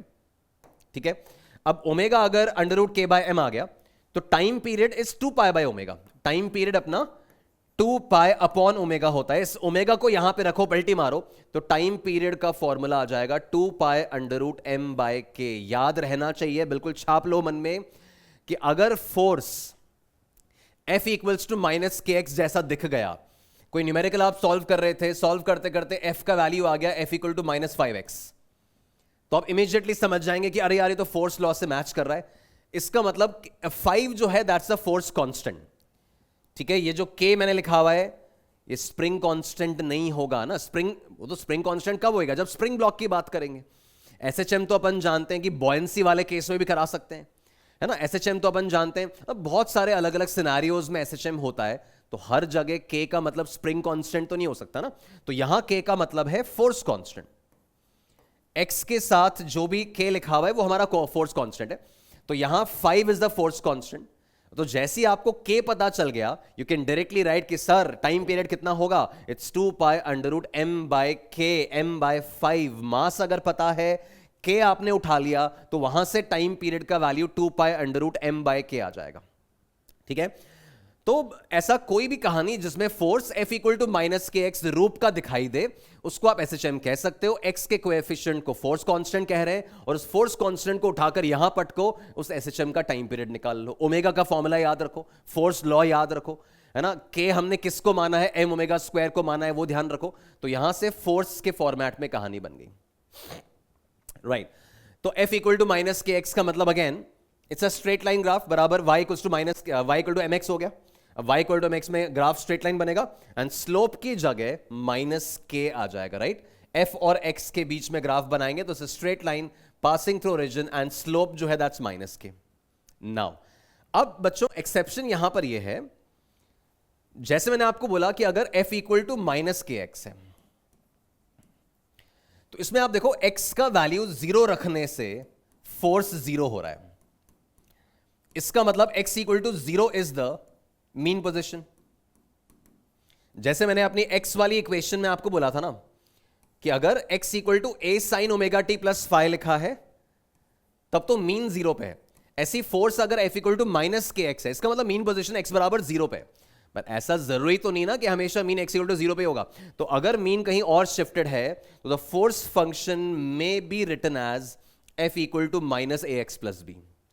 तो f equal to minus a x plus b को अपन कैसे लिख सकते हैं, f equal to minus a x plus b को आप ऐसे लिख सकते हो, इसमें से माइनस ए कॉमन निकालो भाई, माइनस ए कॉमन निकालो तो ब्रैकेट में बच रहा है x minus b by a, and this can be written as minus a x dash, है ना। एक तरह से ओरिजिन शिफ्टिंग हो गई। तो यहां पे अब फोर्स 0 कब होएगा, फोर्स 0 तब होएगा जब मैं x की जगह पर b बाय ए रखूंगा। ठीक है, तो बच्चों इस तरह का इक्वेशन भी SHM होता है, it's a linear equation. f और x में स्ट्रेट लाइन ग्राफ बनेगा, बस ओरिजिन से पास नहीं होगा। इसका मतलब x equal to 0 is not the mean. इस कहानी में x equal to 0 is not the mean. तो मीन पोजीशन कहां है, मीन पोजीशन निकालने के लिए क्या करोगे, फोर्स को 0 पटक दो भाई। तो जैसे ही आप फोर्स को 0 रख रहे हो, x की वैल्यू आ रही है b बाय ए, तो this x equal to b by a is the mean and the time period. बच्चों x का जो कोएफिशिएंट है ना, यही आपका फोर्स कांस्टेंट है। ठीक है, ये जो x का कोएफिशिएंट आपको दिख रहा है यही आपका फोर्स कांस्टेंट है। इस फोर्स कांस्टेंट a को उठाकर टाइम पीरियड के फॉर्मूले में पटक दो, ये k की जगह a रख दो तो you'll get the time period 2 pi under root m by a। तो अगर आपका force function f equals to -6x + 8 इस तरह का है तो ये भी SHM रिप्रेजेंट कर रहा है। इसका मीन कहां है? फोर्स को 0 रखो, x की वैल्यू 8/6 4/3 ये मीन आ गया है ना। इसका फोर्स कांस्टेंट कौन है? x का कोएफिशिएंट फोर्स कांस्टेंट है। टाइम पीरियड कितना होगा? 2 पाई अंडर रूट m/6, वो उसका टाइम पीरियड आ जाएगा। तो ऐसा फंक्शन भी SHM को रिप्रेजेंट कर सकता है, बस मीन उसका कहीं और शिफ्ट हो जाने वाला है, राइट? तो ये पॉइंट हो गया। फिर आता है the time period of a linear simple harmonic motion is independent of any constant force acting on it. इसका मैं अभी आपको एक रिजल्ट के फॉर्म में, कहानी के फॉर्म में आगे समझा देता हूं। पर आपकी कहानी में स्प्रिंग ब्लॉक में इमेजिन कर लो, तो स्प्रिंग ब्लॉक वाली कहानी में टाइम पीरियड आता था 2 पाई अंडर रूट m/k। अब उसमें अगर कोई कांस्टेंट फोर्स आ जाए, अगर उसमें कोई कांस्टेंट फोर्स आ जाए लाइक mg के प्रेजेंस में SHM होने लगे, टाइम पीरियड पे कोई असर नहीं आएगा। मान लो मैं एक्सटर्नल कोई फोर्स लगाने लगूं, इलेक्ट्रिक फील्ड लगा दूं, ब्लॉक को चार्ज दे दूं, इलेक्ट्रिक फील्ड फोर्स लगाने लग जाए, टाइम पीरियड में बदलाव नहीं आता है, केवल मीन कहीं और शिफ्ट हो जाता है बच्चों, मीन कहीं और शिफ्ट हो जाता है, बाकी time period it remains the same. मतलब मैं क्या कहना चाह रहा हूं? मैं कहना चाह रहा हूं कि f इक्वल्स टू -2x और f इक्वल्स टू -2x + 5। अब इसमें अपन देखें तो ये f इक्वल टू -2x एक फोर्स था। अब इस -2x में 5 नाम का एक कांस्टेंट फोर्स, ये कांस्टेंट फोर्स और ऐड हो गया। बट इस कांस्टेंट फोर्स के ऐड होने से ना तो आपका फोर्स कांस्टेंट बदला और ना ही आपका टाइम पीरियड बदलेगा। That is the point that I am trying to make, कि आपके इस कांस्टेंट वाले टर्म के अटैच होने से, इस कांस्टेंट टर्म के अटैच होने से टाइम पीरियड चेंज नहीं होता, केवल मीन शिफ्ट हो जाता है, राइट? तो ये एक इंपॉर्टेंट कॉन्सेप्ट रहेगा जिसको आपको डेफिनेटली ध्यान रखना चाहिए, राइट? तो चलिए अब अपन इसमें नेक्स्ट पॉइंट पे चलते हैं। नेक्स्ट पॉइंट जो गाइस इसके अंदर आ रहा है, this is about energy in SHM। तो अभी तक अपन सिंपल हार्मोनिक मोशन का जो बेसिक काइनेमैटिक्स पार्ट है, डायनामिक्स पार्ट है, वो अपन एनालाइज कर रहे थे। अब इसके अंदर एनर्जी वाले पोर्शन पे आते हैं। तो गाइज बड़ा सिंपल सा पोर्शन होता है अपना ये।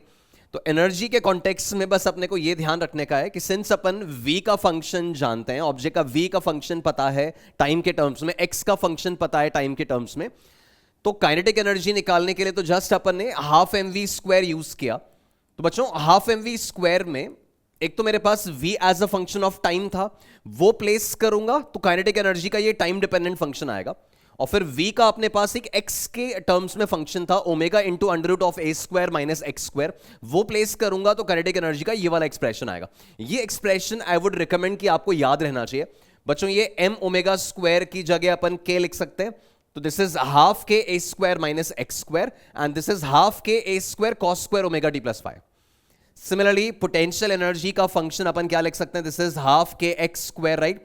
सिंस फोर्स का फंक्शन हमारा F इक्वल टू -kx है, तो पोटेंशियल एनर्जी का फंक्शन हाफ k x² आएगा। इसमें x as a function of time रखो, x बराबर a sin ω t + phi, तो आपको potential energy as a function of time ये मिल जाएगा।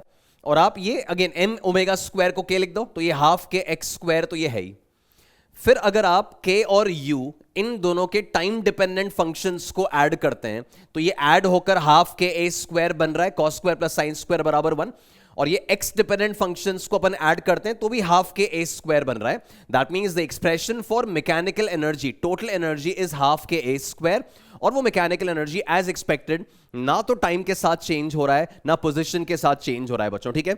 तो सिंस अपन सिंपल हार्मोनिक मोशन की बात कर रहे हैं, सिंपल हार्मोनिक मोशन में सिंपल वर्ड यही इंडिकेट करता है that there is no dissipative force. इसका एम्पलीट्यूड जो है वो कांस्टेंट रहने वाला है, इसका मैकेनिकल एनर्जी कंजर्व रहने वाला है। अगर इसका एनर्जी कंजर्व नहीं रहता, अगर इसका एम्पलीट्यूड कांस्टेंट नहीं रहता, इन दैट केस ये डैम्प्ड हार्मोनिक मोशन होता, सिंपल हार्मोनिक मोशन नहीं कहलाता, ठीक है? अब इसी सिचुएशन में अगर अपन एनर्जी और एक्स के बीच में ग्राफ बनाएं, तो बच्चों एनर्जी और एक्स के बीच में आप ग्राफ देखो तो आपका टोटल एनर्जी, मैकेनिकल एनर्जी तो सिंस कांस्टेंट है तो उसका तो हॉरिजॉन्टल लाइन बन गया। सिंस एक्स के साथ वेरी ही नहीं कर रहा है, कांस्टेंट है तो हॉरिजॉन्टल लाइन बन गया। पोटेंशियल एनर्जी को देखो तो potential energy is half k x square, U is proportional to x square. तो ग्राफ जो होगा वो एक अपवर्ड ओपनिंग पैराबोला होना चाहिए, क्वाड्रेटिक इक्वेशन है। तो ये वाला जो ग्राफ है ये आपका पोटेंशियल एनर्जी का हो गया, this graph is for potential energy. और आप देखिए पोटेंशियल एनर्जी एक्सट्रीम्स पे, जब ऑब्जेक्ट एक्सट्रीम पे होगा तो एक्सट्रीम पे वहां पर उसकी स्पीड जीरो हो जाएगी, स्पीड जीरो होगी मतलब काइनेटिक एनर्जी जीरो हो जाएगी, और काइनेटिक एनर्जी जीरो होगी दैट मींस वहां पोटेंशियल एनर्जी मैक्सिमम होगा, है ना। सिमिलरली मीन पोजीशन पे स्पीड मैक्सिमम होता है, v बराबर a ओमेगा। स्पीड मैक्सिमम है तो काइनेटिक एनर्जी मैक्सिमम, और काइनेटिक एनर्जी मैक्सिमम है तो पोटेंशियल एनर्जी मिनिमम होना चाहिए। तो ये पोटेंशियल एनर्जी आप देखो मीन पोजीशन पे मिनिमम है और एक्सट्रीम पे मैक्सिमम है।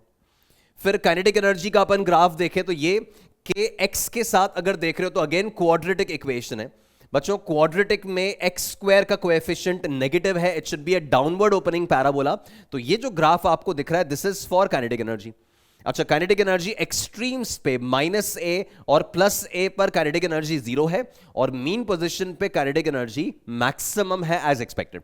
तो k, u और e इन तीनों का ग्राफ x के साथ कैसे वेरी कर रहा है वो अपन ने प्लॉट कर लिया, ठीक है। फिर इन तीनों का ग्राफ टाइम के अगेंस्ट कैसे होता है वो भी आपको क्लैरिटी होना चाहिए। तो अगर मैं एनर्जी वर्सेस टाइम प्लॉट कर रहा हूं तो बच्चों मैकेनिकल एनर्जी तो ना टाइम के साथ बदल रहा है ना पोजीशन के साथ, तो ये तो आपका हॉरिजॉन्टल लाइन कांस्टेंट वाला लाइन E का हो गया।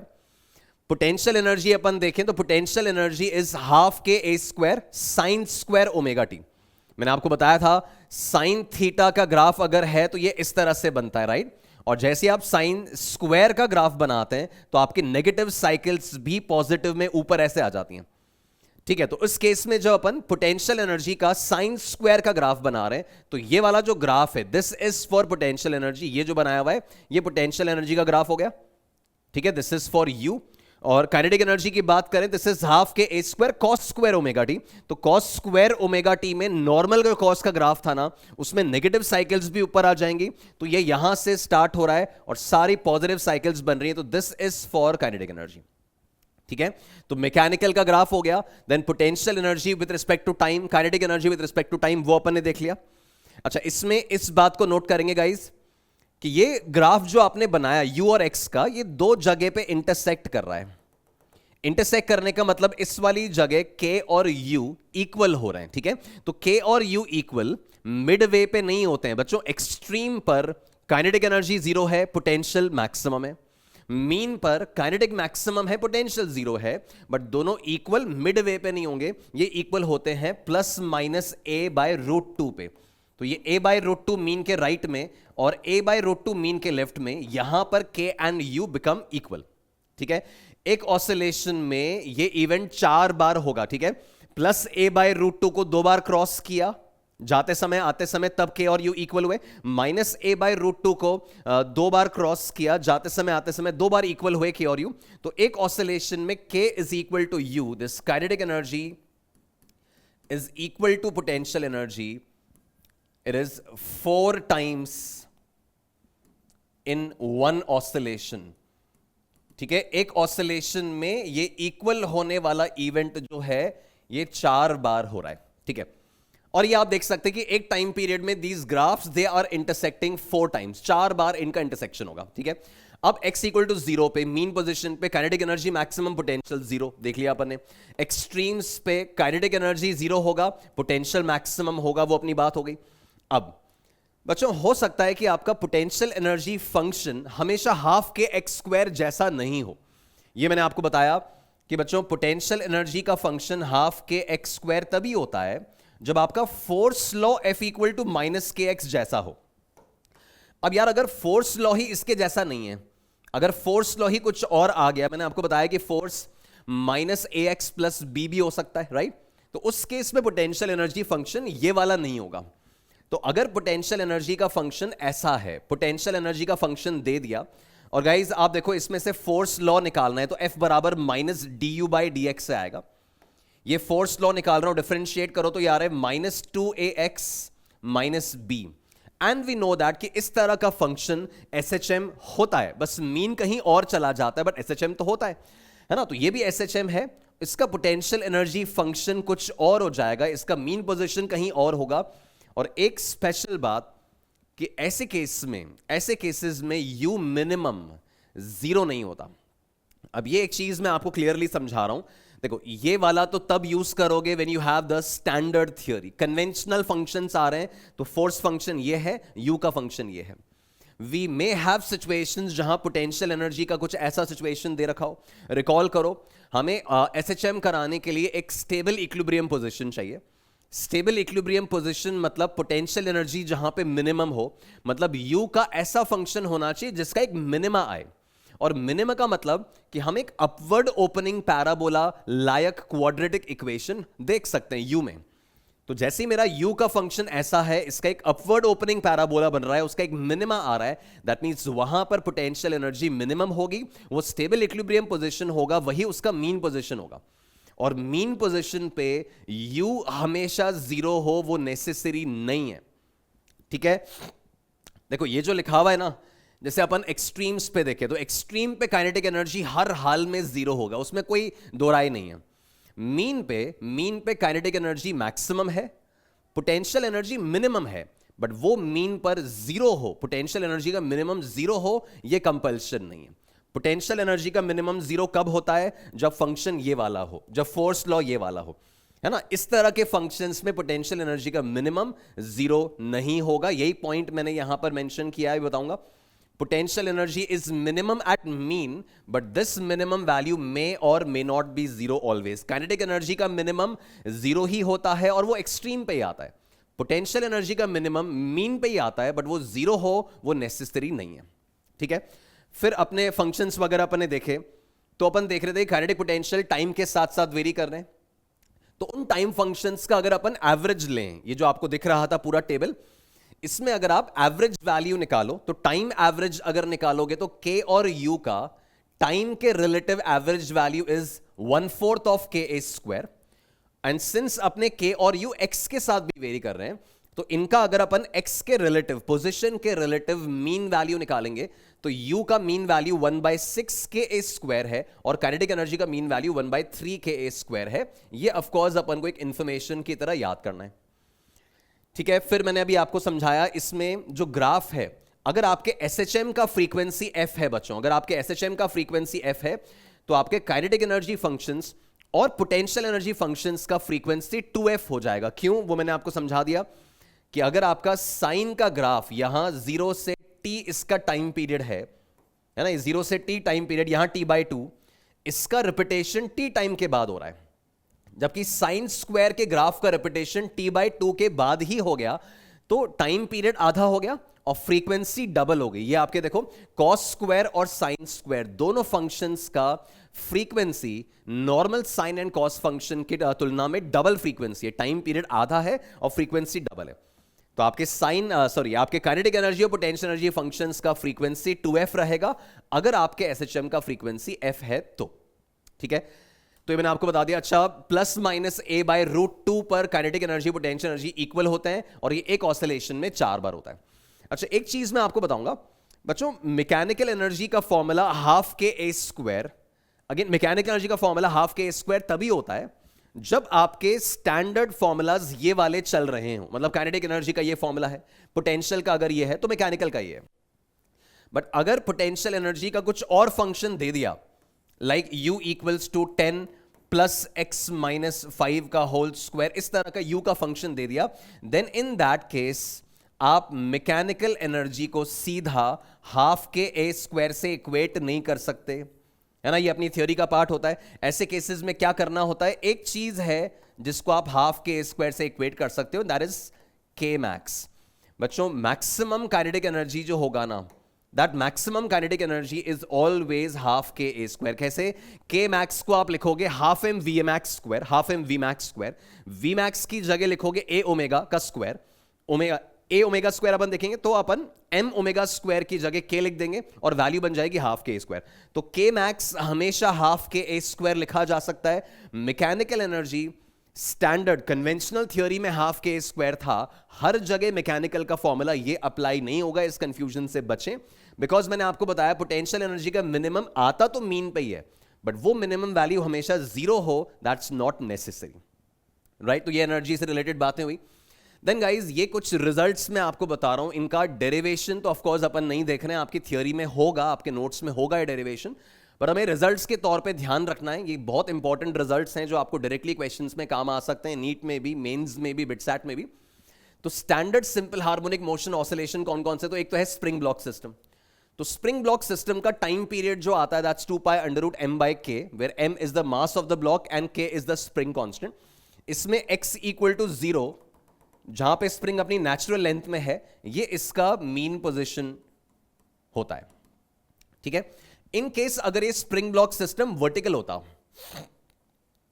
तो बच्चों वर्टिकल होने से क्या होता कि स्प्रिंग फोर्स तो अपना रहेगा ही, एज इट इज रहेगा ही, बट mg एक कांस्टेंट अनबैलेंस फोर्स भी आ जाता है। और मैंने आपको ये सिखाया कांस्टेंट फोर्स आने से मीन बदल सकता है बट टाइम पीरियड नहीं बदलेगा। तो वर्टिकल स्प्रिंग ब्लॉक का भी टाइम पीरियड तो यही है, it's 2 pi under root m by k, यही वाला टाइम पीरियड है।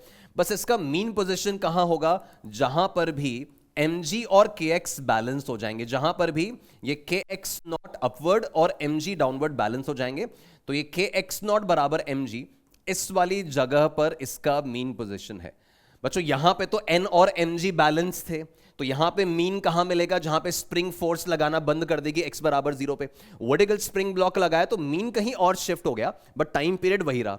वही स्प्रिंग ब्लॉक को इंक्लाइन प्लेन पे रख दो तो मीन पोजीशन कहां होगी, जहां mg sine theta kx not से बैलेंस हो जाए, बट टाइम पीरियड कितना होगा, तो टाइम पीरियड यही होगा। ठीक है, तो स्प्रिंग ब्लॉक सिस्टम का time period 2 pi under root m by k, it's independent of the acceleration due to gravity, g पर इसकी डिपेंडेंसी नहीं है, इस बात को ध्यान में रखेंगे। Then block attached with a metal wire. अब ये बड़ा अगेन काम का सवाल है जो डायरेक्टली आपको क्वेश्चंस के फॉर्म में मिल सकता है। अपन जानते हैं गाइज इलास्टिसिटी में we know that the change in length delta L it was FL upon AY, है ना, यंग्स मॉडुलस वाली थियोरी में। तो यहां से अपन F को लिख सकते हैं as AY by L times delta L, और इसको अपन कंपेयर करें as F equals to minus KX, तो इसमें x की जगह, डिफॉर्मेशन की जगह तो डेल्टा एल है, फोर्स की जगह फोर्स है, तो फोर्स कांस्टेंट का काम आपका k का काम AY बाय L कर रहा है। तो टाइम पीरियड की जगह मैंने लिखा 2 pi under root m by k, k की जगह सब्स्टिट्यूट किया AY बाय L, तो that becomes the time period. तो इस ब्लॉक को इस वायर के साथ हैंग किया, इसको एक्सटेंड होने दिया, और इसके इलास्टिसिटी को कंसिडरेशन में लेते हुए इसका SHM कंसिडर करें, तो इसका टाइम पीरियड ऑफ SHM जो आता है that's 2 pi under root ML upon AY। तो इस वायर को आप एक तरह से स्प्रिंग की तरह ट्रीट कर रहे हो। ठीक है, ये m मास का अपना ब्लॉक हो गया, इसको अपन मासलेस वायर मान रहे हैं, स्प्रिंग का स्प्रिंग कांस्टेंट k जो है वो AY बाय L है, और उसके हिसाब से टाइम पीरियड निकाला हुआ है। तो ये एक और इंपॉर्टेंट रिजल्ट है। देन ये एक सिचुएशन आती थी कि अगर आपने एक ब्लॉक कंसिडर किया जिसको किसी फ्लूइड के सरफेस पे रखा है, किसी मान लो पानी के सरफेस पे रखा है, and it is partially submerged, उस ब्लॉक की टोटल हाइट का अगर L0 लेंथ पानी में ऑलरेडी सबमर्ज्ड है, कब, जब वो इक्विलिब्रियम में था, है ना। इक्विलिब्रियम कंडीशन, मीन पोजीशन कौन सी होगी इसमें, मीन पोजीशन होगी जब अपवर्ड FB डाउनवर्ड mg से बैलेंस्ड होगा। तो upward buoyancy is rho F V g में rho liquid, rho F V की जगह v क्या होता था, सबमर्ज्ड पोर्शन का वॉल्यूम, सबमर्ज्ड पोर्शन कितना है, area into L0 and that into g equals to mg। तो ये मीन पोजीशन हो गई। ठीक है, उस मीन पोजीशन से उसको स्लाइटली आप अंदर धक्का दें फिर छोड़ दें तो पानी के सरफेस पे SHM करने लगेगा। अगर विस्कोसिटी को, एयर ड्रैग को हटा दिया जाए तो उस केस में जो उसका टाइम पीरियड आता है, प्रूव नहीं करने की रिक्वायरमेंट है, याद रखेंगे कि अगर वो L0 लेंथ सबमर्ज्ड था, इक्विलिब्रियम हालत में उसका L0 लेंथ पानी में था, और फिर आपने और धक्का देके उसको छोड़ दिया, तो जो वो SHM करेगा उसका time period it's 2 pi under root L0 by G, और उसका मीन पोजीशन कहां होगा, जहां पे FB बॉयंट फोर्स mg के साथ बैलेंस हो रहा होगा, that will be the mean position. ठीक है, तो इस रिजल्ट को अपन ध्यान रख रहे हैं। अच्छा, this result is independent of the density of the liquid. आपने ये पानी कंसिडर किया है ना, ये आपने पानी कंसिडर किया, या आपने कोई और लिक्विड भी कंसिडर किया, ऑयल कंसिडर किया, irrespective of this the time period is the same, it's independent of. अगर ये सवाल बनता है कि यार एक बार पानी में SHM करा रहे हैं, एक बार ऑयल में SHM करा रहे हैं, तो टाइम पीरियड उस लिक्विड की डेंसिटी पे, उसके नेचर पे डिपेंडेंट नहीं है, बस वो नॉन विस्कस होना चाहिए। तो independent of rho L, liquid का जो डेंसिटी है उससे इंडिपेंडेंट रहता है, ये ध्यान रखेंगे। ठीक है, देन नेक्स्ट कैटेगरी आती है guys the liquid column in U shaped tube. अगर मैंने इस तरह का यू शेप्ड ट्यूब कंसिडर किया, इस यू शेप्ड ट्यूब में मैंने पानी भर दिया या कोई लिक्विड फिल कर दिया, ठीक है, और ये सिचुएशन ऐसा है गाइज कि यहां तक मान लो मैंने लिक्विड फिल किया हुआ है, ठीक है, एंड फिर इसको यहां से ऐसे धक्का दिया फिर छोड़ दिया, तो ये इस तरह से एसएचएम करने लगता है। तो इसका टाइम पीरियड जो होता है एसएचएम का, that comes out as 2 pi under root L by 2 upon g. अब इसमें एल बाई 2 क्या है, तो ये अगर यहां से यहां तक का ओवरऑल लेंथ अपन देखे ना, तो ये सेक्शन एल बाई 2 है, और ऐसे ही यहां से ये लिक्विड कॉलम, ये लेंथ एल बाई 2 है। तो अगर यहां पर ये कॉलम एच का होता ना, तो ये टाइम पीरियड होता 2 pi under root H by g. This is 2 pi under root H by g, और ये एच क्या है, this H is the length of the column on one side. तो एक साइड एल बाई 2 है, दूसरी side L by 2 है, total column L का है। तो ऐसे केस में दिस टाइम पीरियड, ये एसएचएम का टाइम पीरियड जो इसका आएगा वो ये प्रूव होता है। अगेन इसको याद रखेंगे अपन, अभी प्रूव नहीं कर सकते पर ये याद रखेंगे। फिर अगेन ये एक सिचुएशन आता था, स्टैंडर्ड थियरी का पार्ट है। आपने अर्थ के सरफेस, अर्थ में ऐसे एक टनल डिग किया, आपने यहां पर अर्थ में ऐसे एक टनल डिग किया, और ये टनल डिग करने के बाद इधर आपने एक पार्टिकल को छोड़ दिया, इस जगह पे आपने एक पार्टिकल को छोड़ा, है ना। तो ये पार्टिकल इस टनल में एसएचएम करने लगता है, ये पार्टिकल इस टनल में एसएचएम करने लगता है, जिसको अपन फोर्स लॉ और बेसिक से प्रूव कर पाते हैं। That time period of that SHM in that tunnel, it's 2 pi under root r earth, r by g, ये r of earth है, and it comes out as 84.6 meters. It's a standard data जो आपको याद रखना चाहिए। तो 2 pi under root r by g is the time period of SHM of this particle in this tunnel, and it comes out as 84.6 minutes. Standard term है, याद रखेंगे। फिर एक सिचुएशन आती है गाइज, अगर ऐसा एक कॉन्केव बोल कंसिडर किया, ऐसा एक सरफेस कंसिडर किया, यहां से इस पार्टिकल को स्मॉल डिस्प्लेसमेंट, एक छोटे एंगल से अपन ने यहां से डिस्प्लेस किया और फिर इसको छोड़ दिया, तो इसका मोशन भी स्मॉल एंगल्स के लिए, स्मॉल एम्पलीट्यूड्स के लिए, स्मॉल एंगल्स के लिए एसएचएम प्रूव हो जाता है, and that time period comes out as 2 pi under root R by g. आप डेरिवेशन करना चाहें तो आपके नोट्स में अवेलेबल होगा, आप चाहेंगे तो खुद से प्रूव कर लेंगे, बट रिजल्ट डेफिनेटली याद होना चाहिए कि ऐसे कॉन्केव बोल के केस में comes out as 2 pi under root R by g. तो ये कुछ स्टैंडर्ड रिजल्ट्स हैं जो आपको ध्यान रहेंगे तो डेफिनेटली हेल्प करने वाला है।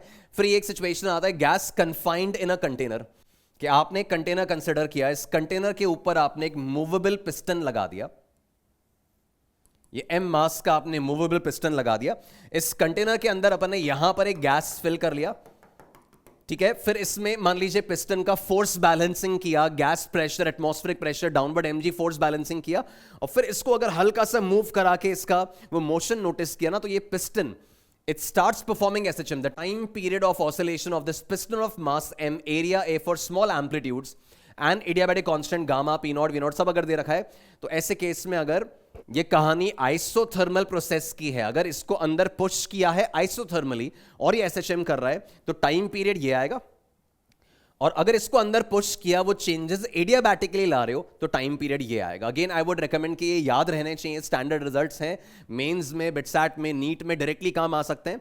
तो 2 pi under root M V naught upon P naught A square and 2 pi under root M V naught upon gamma P naught A square, ये आइसोथर्मली अगर एसएचएम करा रहे हो तो ये फॉर्मूला है, एडियाबैटिकली करा रहे हो तो इस तरह का फॉर्मूला है। ये सब आपके फोर्स लॉ पर आधारित है, सब कुछ फोर्स लॉ के बेसिस पे प्रूव होता है, जिसका प्रूफ अपन नहीं देख रहे हैं बट एक रिजल्ट के तौर पे कैरी कर रहे हैं, ठीक है। फिर एक सिचुएशन आता है गाइज, अगर एक प्लेटफॉर्म अपन ने कंसिडर किया, एक ब्लॉक अपन ने कंसिडर किया, और वो ब्लॉक अगर किसी एक्सटर्नल एजेंसी के हेल्प से, लेट्स से स्प्रिंग वगैरह के हेल्प से अगर एसएचएम कर रहा है, हॉरिजॉन्टली अगर वो एसएचएम कर रहा है, और इसके ऊपर अपन एक ब्लॉक स्मॉल एम मास का ये ब्लॉक रखा है, ठीक है, और कंडीशन अपन ये देख रहे हैं कि ये ब्लॉक इसके एसएचएम के दौरान ये ब्लॉक गिरना नहीं चाहिए, तो उसके लिए कंडीशन होता था कि जो एफएस मैक्स है, भाई इस ब्लॉक को एसएचएम कराने के लिए कौन रिस्पॉन्सिबल है, स्टैटिक फ्रिक्शन ही रिस्पॉन्सिबल है इन दोनों के बीच की, तो वो जो एफएस मैक्स है that should be less than M omega square A. तो ये इनइक्वालिटी आपकी लगती है, और यहां से आप पता कर पाते हैं कि amplitude should be less than और equals to mu g by omega square. Again ये इंपॉर्टेंट रिजल्ट है जो डायरेक्टली काम आ जाता है, ये बोलता है कि यार ब्लॉक को मैक्सिमम कितने एम्पलीट्यूड तक ले जाएं कि ये ब्लॉक इसके ऊपर से स्लिप ना हो, तो वैसे तो अपने आप में पूरा क्वेश्चन है, ये पूरा न्यूमेरिकल तरीके से सॉल्व होता है, आपके एग्जाम्पल्स में होगा भी, बट आई वुड रिकमेंड कि इसका एक रिजल्ट आप ध्यान रखें, कई बार डायरेक्टली हेल्प करता है कि इसमें से आप ओमेगा का भी रिजल्ट निकाल सकते थे कि omega should be less than और इक्वल्स टू, एम कैंसिल किया, mu g by A under root, तो ओमेगा मैक्सिमम कितनी एंगुलर स्पीड रखें कि ब्लॉक ना फिसले, वो ये है, और मैक्सिमम कितना एम्पलीट्यूड रखें कि ब्लॉक ना फिसले, तो ये एम्पलीट्यूड निकाल दिया। ठीक है, ये ब्लॉक स्टैटिक फ्रिक्शन की मदद से ही चलता है। वो स्टैटिक फ्रिक्शन का एफएस मैक्स अपन देख रहे हैं कि FS max equals to mass times A max, ये ए मैक्स लिखा हुआ है, तो FS max is mass times acceleration, acceleration की जगह ए मैक्स आ गया, और ये म्यू एस एम जी से कम होना चाहिए फॉर नॉट स्लिपिंग। वहां से ए मैक्स कितना है, एम्पलीट्यूड कितना मैक्सिमम हो सकता है, और ओमेगा कितना मैक्सिमम हो सकता है, वो अपन निकालते हैं। तो ये एक रिजल्ट आपको कैरी करना है। फिर गाइज ये कहानी आती थी एक प्लेटफॉर्म जो कि वर्टिकली एसएचएम कर रहा है ना, तो ये प्लेटफॉर्म जो कि वर्टिकल डायरेक्शन में एसएचएम कर रहा है, इसके ऊपर अपन ने यहां पर एक ब्लॉक रखा हुआ है, ये एम मास का ब्लॉक रखा हुआ है। इस ब्लॉक का अगर मैं एफबीडी बना रहा हूं, इस पे एन अपवर्ड लग रहा है, एम जी डाउनवर्ड लग रहा है। ठीक है, इस प्लेटफॉर्म को कोई एसएचएम करा रहा है वर्टिकली, बाहर का एजेंसी, और बुक जो है, ब्लॉक जो है, वो केवल उस प्लेटफॉर्म पे पड़ा है, चिपकाया नहीं है।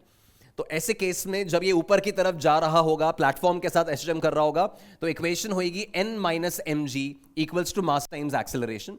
बच्चों सिंस ये प्लेटफॉर्म के साथ एसएचएम कर रहा है, तो एक्सेलरेशन को लिख सकता हूं माइनस ओमेगा स्क्वायर एक्स, और यहां से n की वैल्यू आ रही है मेरी mg minus m omega square x. Now this is normal as a function of x। अब x की वैल्यू आप प्लेस करोगे, उससे नॉर्मल की वैल्यू निकल के आएगी। ध्यान आ रहा है, जब x की वैल्यू यहां सबसे बड़ी वैल्यू रखोगे a, तो नॉर्मल का वैल्यू मिनिमम आएगा, है ना। जब ये आपका, जब x का वैल्यू प्लस a रख रहे हो, तो नॉर्मल का वैल्यू मिनिमम आ रहा है, और जब यहां x की वैल्यू माइनस a रख रहे हो, तो ये और प्लस हो जाएगा, तो उस समय नॉर्मल का वैल्यू मैक्सिमम आ रहा है। तो ये प्लेटफॉर्म इस बुक पर मैक्सिमम या मिनिमम नॉर्मल कितना लगा सकता है, वो इस तरह के एक्सप्रेशन से अपन कैलकुलेट कर पाएंगे। अगेन इंपॉर्टेंट क्वेश्चन होता है अपनी कहानी का कि डायरेक्टली अगर नॉर्मल का मैक्सिमम मिनिमम पूछ रहे हैं, तो ये x की वैल्यू रख के निकाल सकते हो। अच्छा, कई बार ये पूछते हैं कि मैक्सिमम कितने एम्पलीट्यूड से अपन इसको चलाएं, या मैक्सिमम कितने ओमेगा से चलाएं ताकि जो बुक है, जो ब्लॉक है ऊपर, वो डिटैच ना हो।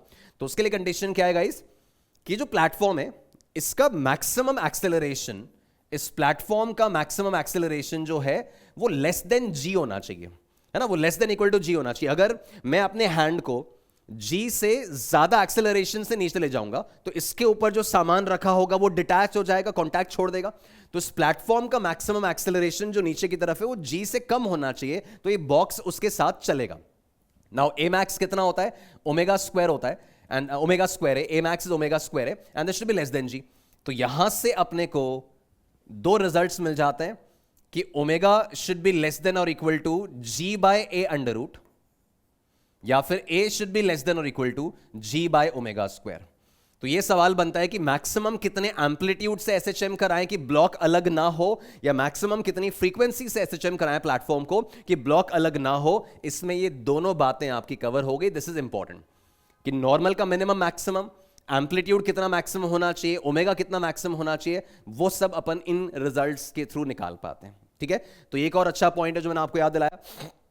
देन बच्चों ये एक डायरेक्ट रिजल्ट आपको ध्यान रखना है, टू बॉडी ऑसिलेशन का डिटेलिंग वैसे तो जेईई मेन, बिटसैट, नीट में नहीं पूछा जाता, बट एक फॉर्मूला बस मैं बता रहा हूं कि अगर दो ब्लॉक्स एक साथ हैं, ये दो ब्लॉक्स m1 m2 मास के आपस में जुड़े हैं, और इन दोनों का हम एसएचएम देखने वाले हैं, ये m1 मास, ये m2 मास, और बीच में स्प्रिंग के, और इनको ऐसे कंप्रेस करके छोड़ दिया और ये सिस्टम एसएचएम कर रहा है।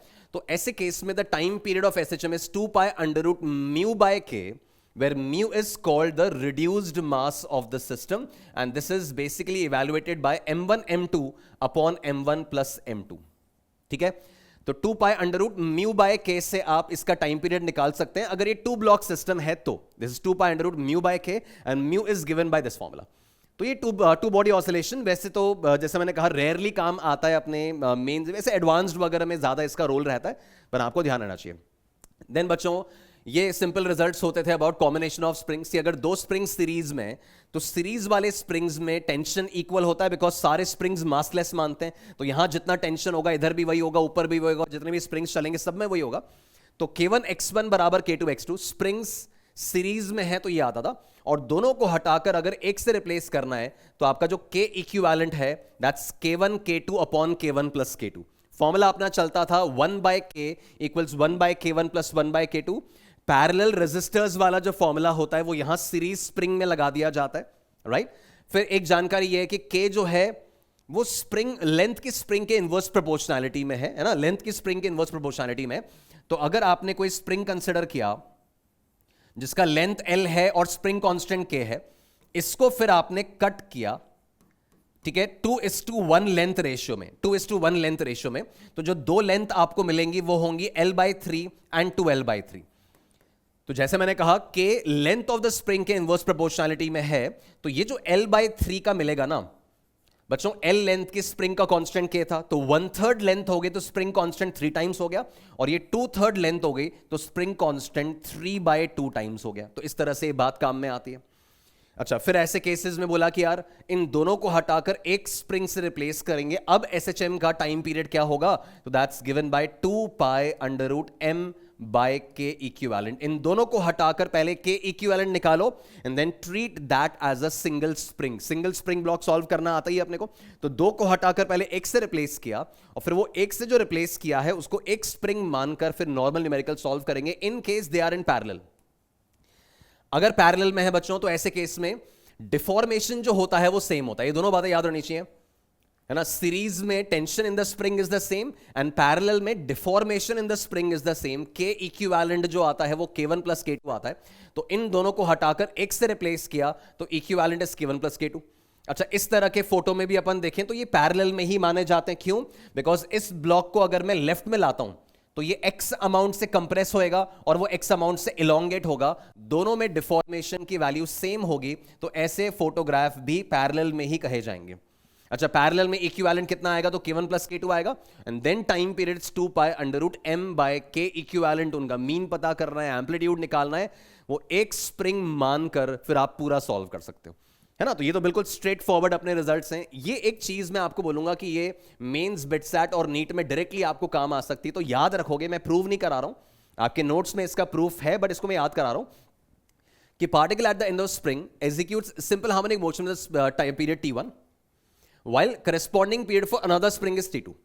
दो अलग अलग स्प्रिंग हैं, K1 और K2 स्प्रिंग कांस्टेंट्स वाले।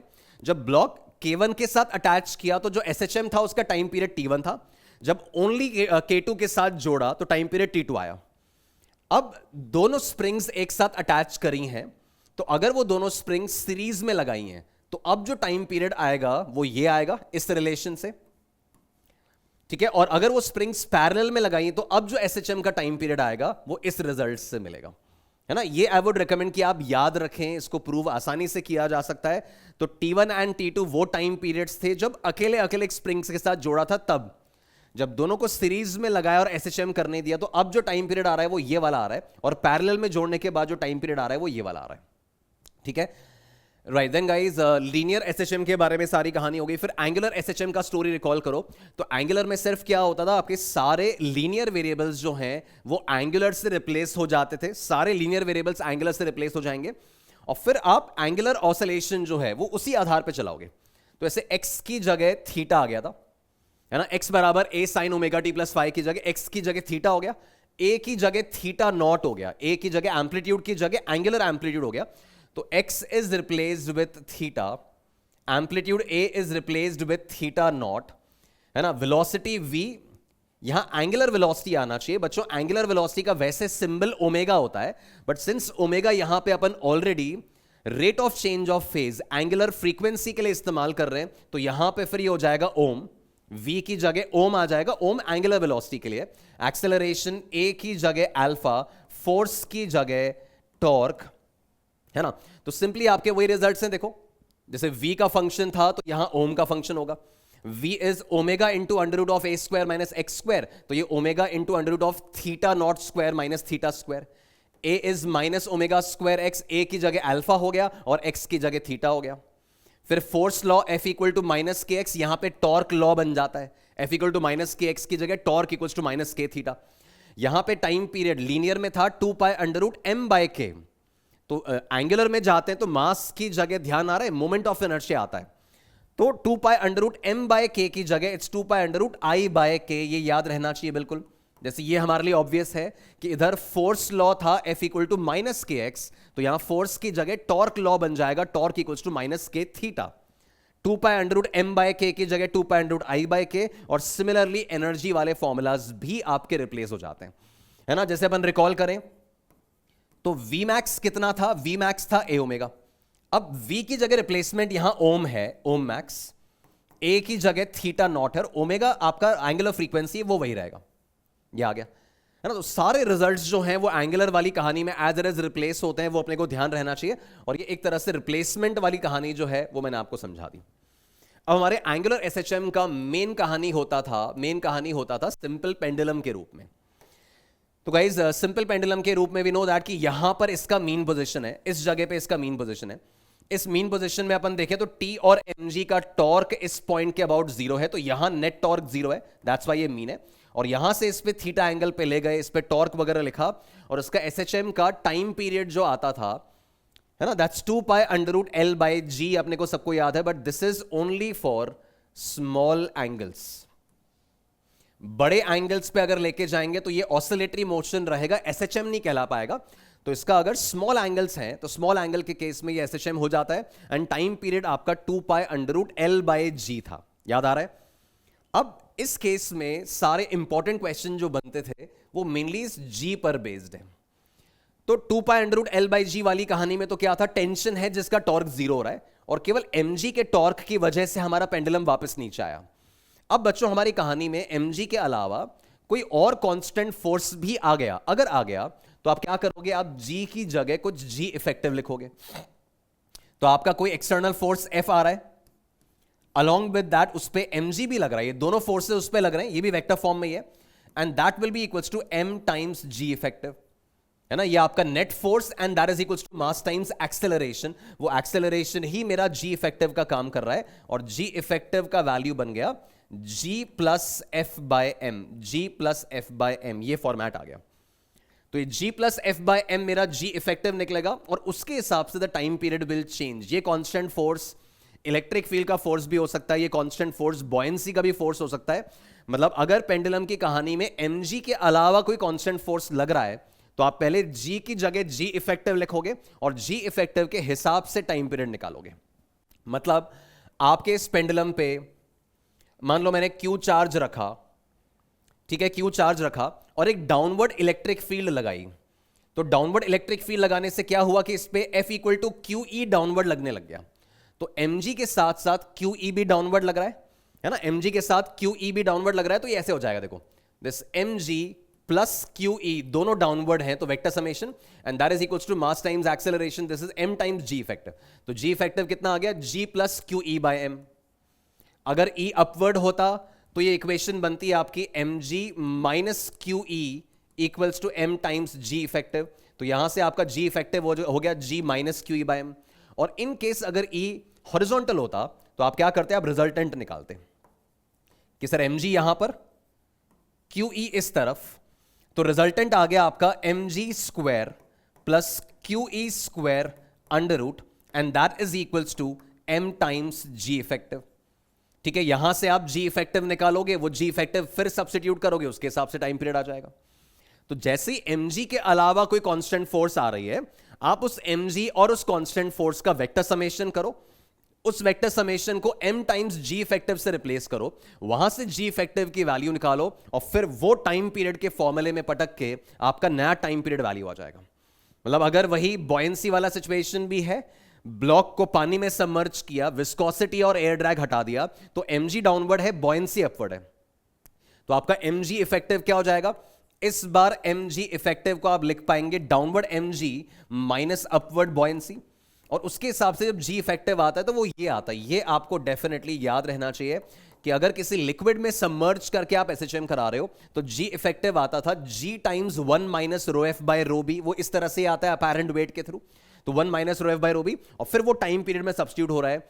जैसे ही कोई फोर्स mg के सपोर्ट में आएगा, mg के सपोर्ट में आएगा तो रिस्टोरिंग टॉर्क बढ़ेगा, एसएचएम जल्दी जल्दी खत्म हो जाएगा, है ना। जैसे ही आप g इफेक्टिव बढ़ा रहे हो, टाइम पीरियड कम हो रहा है, और कोई फोर्स है जो mg के ऑपोजिट है, मतलब रिस्टोरिंग टॉर्क को अगर कम कर रहा है, g का वैल्यू अगर कम हो रहा है, तो ऑसिलेशन लेट होंगे, टाइम पीरियड बढ़ जाएगा, ऑसिलेशन धीरे धीरे फिनिश होगा।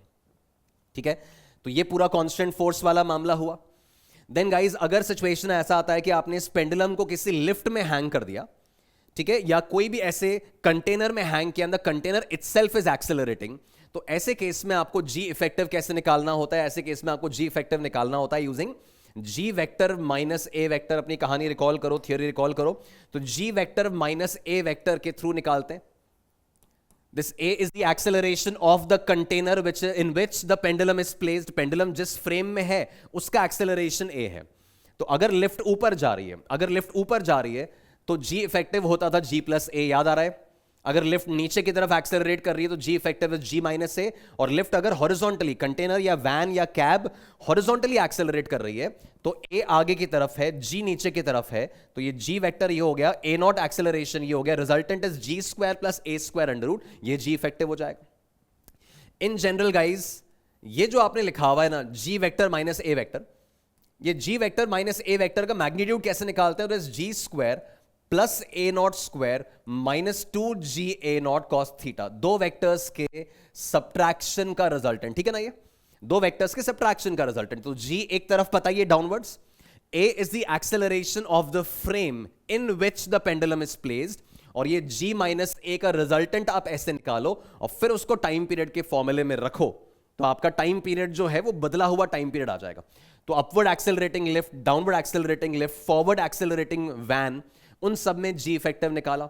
अच्छा, ये एक स्टैंडर्ड थ्योरी का पार्ट होता था कि एक इंक्लाइन प्लेन पे बक्सा रखा है, फ्रिक्शनलेस इंक्लाइन पे बॉक्स रखा है, उसमें पेंडुलम हैंग किया है, बॉक्स इंक्लाइन के अलोंग फिसल के आ रहा है, पेंडुलम अंदर एसएचएम कर रहा है, तो टाइम पीरियड निकालने के लिए बच्चों जी इफेक्टिव उसमें आता था जी कॉस थीटा। आपके न्यूमेरिकल्स का पार्ट है, आपके एग्जाम्पल्स का पार्ट है, आप चेक करो, जी इफेक्टिव जी कॉस थीटा होता था, उसके हिसाब से फिर नया टाइम पीरियड आ गया।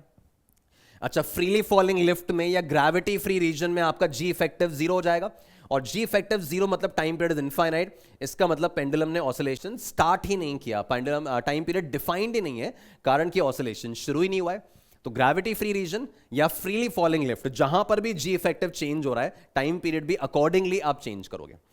अच्छा, बोला कि भाई अर्थ के सरफेस से आर हाइट ऊपर ले गए पेंडुलम को, और वहां फिर एसएचएम करा रहे हैं, वहां टाइम पीरियड निकालना है, तो ठीक है, पहले जी का नया वैल्यू निकालो। जी का वैल्यू, नया वैल्यू कैसे निकालते हैं? GM upon R plus H का होल स्क्वायर हाइट पे, g equals to g naught into 1 minus D by R depth पे, तो वहां पे जी का नया वैल्यू आएगा, फिर वहां का नया टाइम पीरियड निकलेगा।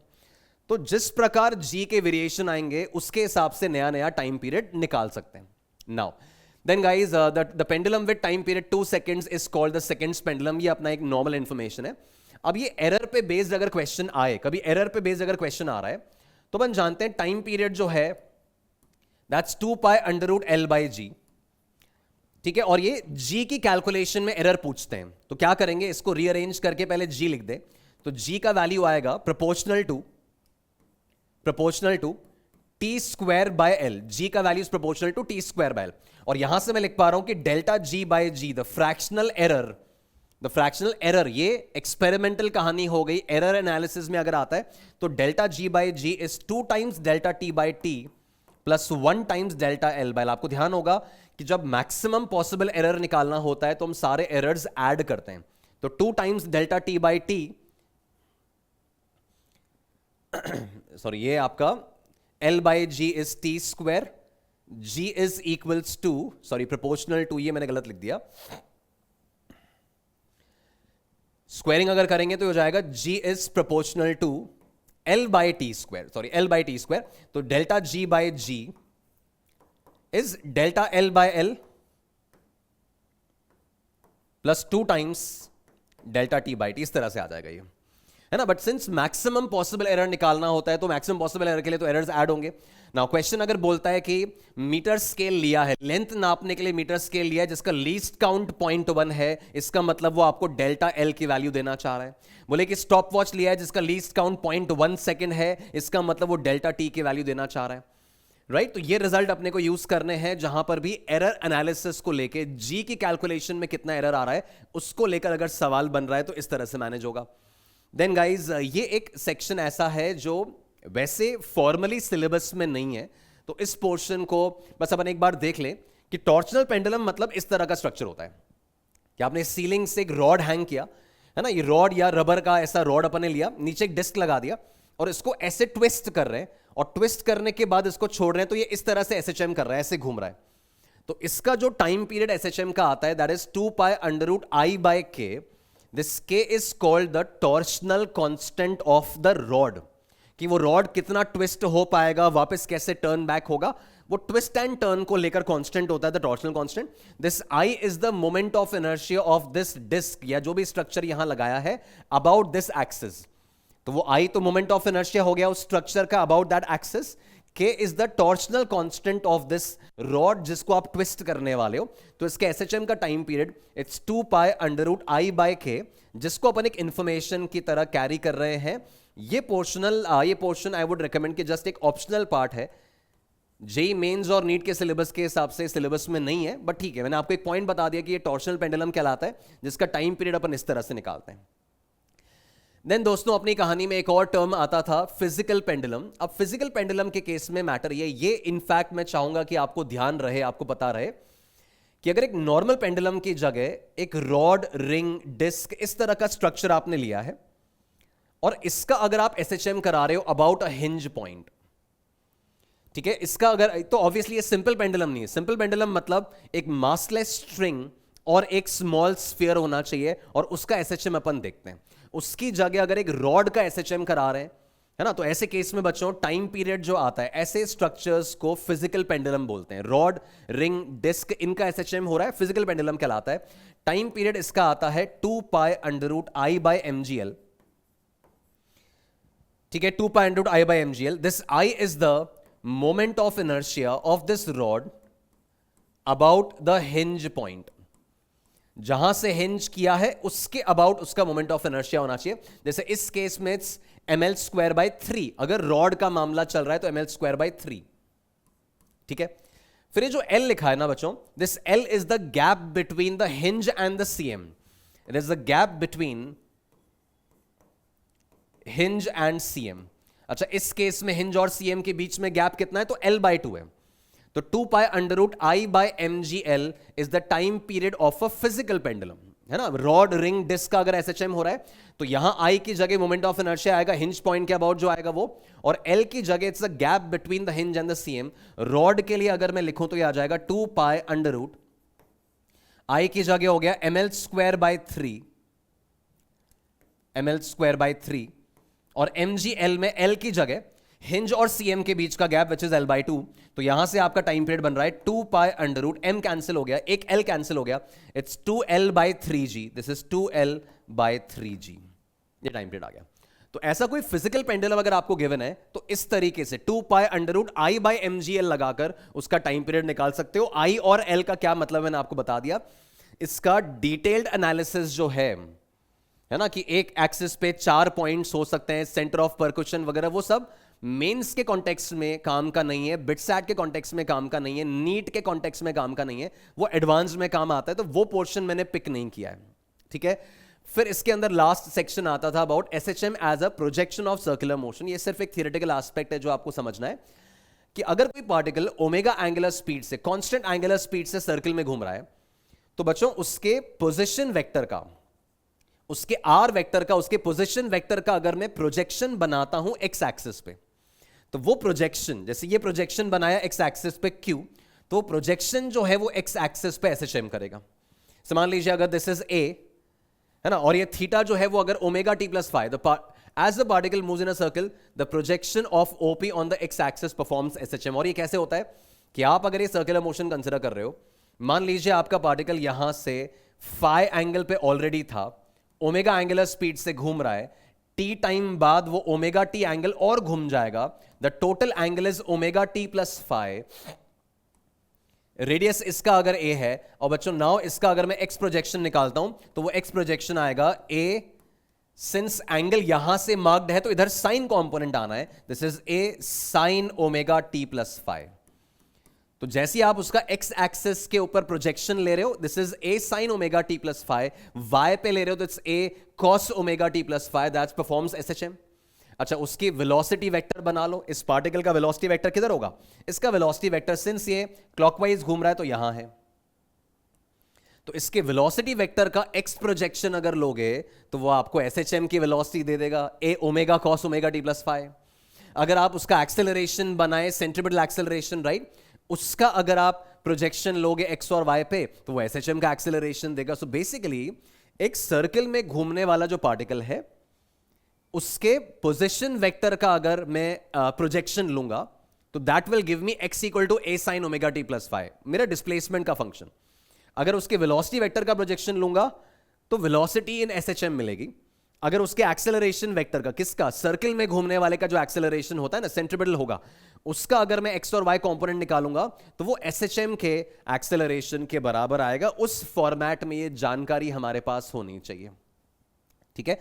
तो ये वाला पोर्शन जस्ट एक इंफॉर्मेशन की तरह अपन अपने पास रखें। देन बच्चों, फिजिकल पेंडुलम मैंने आपको बताया जेई मेन और नीट के सिलेबस में तो इसका नाम ही नहीं लिखा है ना, तो वो सेंटर ऑफ परकुशन और वो सब अपने को नहीं चाहिए। इसका जस्ट एक इंफॉर्मेशन दे दिया मैंने आपको, जस्ट इन केस अगर कभी काम आए तो। टॉर्शनल पेंडुलम नीट और जेई मेन के सिलेबस में नहीं लिखा है तो उस पोर्शन को अपन ने जस्ट एक ब्रीफ किया आपको। उससे पहले वाली सारी कहानी में क्रिस्टल क्लैरिटी आपको होनी चाहिए। अपने नोट्स के साथ इनको कोरिलेट करो। मैंने सिर्फ आपको थियोरी फटाफट से एक बार रिवाइज करा दी है। न्यूमेरिकल प्रॉब्लम सॉल्विंग आप अपने लेवल पे फिनिश करेंगे बच्चों। इसके बाद डैम्ड हार्मोनिक मोशन होता था जो एडवांस के सिलेबस में है बट नीट और मेंस में नहीं है। फिर फोर्स्ड ऑसिलेशन और रेजोनेंस होता था जो एडवांस के सिलेबस में है, नीट और जेई मेंस में नहीं है, right. So here we come to the end of the theory revision of simple harmonic motion. Simple portions को मैंने बहुत ज्यादा टाइम नहीं दिया है बट जो मेन कॉन्सेप्चुअल पार्ट था उसमें अपन ने मेन टाइम स्पेंड किया। अब अपनी न्यूमेरिकल प्रैक्टिस की तरफ आप आगे बढ़ें और जैसा मैंने कहा था बस अपने थियोरी पे पूरा कमांड रखिए और जबरदस्त तरीके से अपनी प्रिपरेशन में आगे बढ़ते रहिए। I wish you all the best. Thank you. Next time और किसी टॉपिक के रिवीजन के साथ, थियोरी रिवीजन के साथ दोबारा मिलेंगे। तब तक keep studying, keep working hard. All the best, stay blessed. Thank you.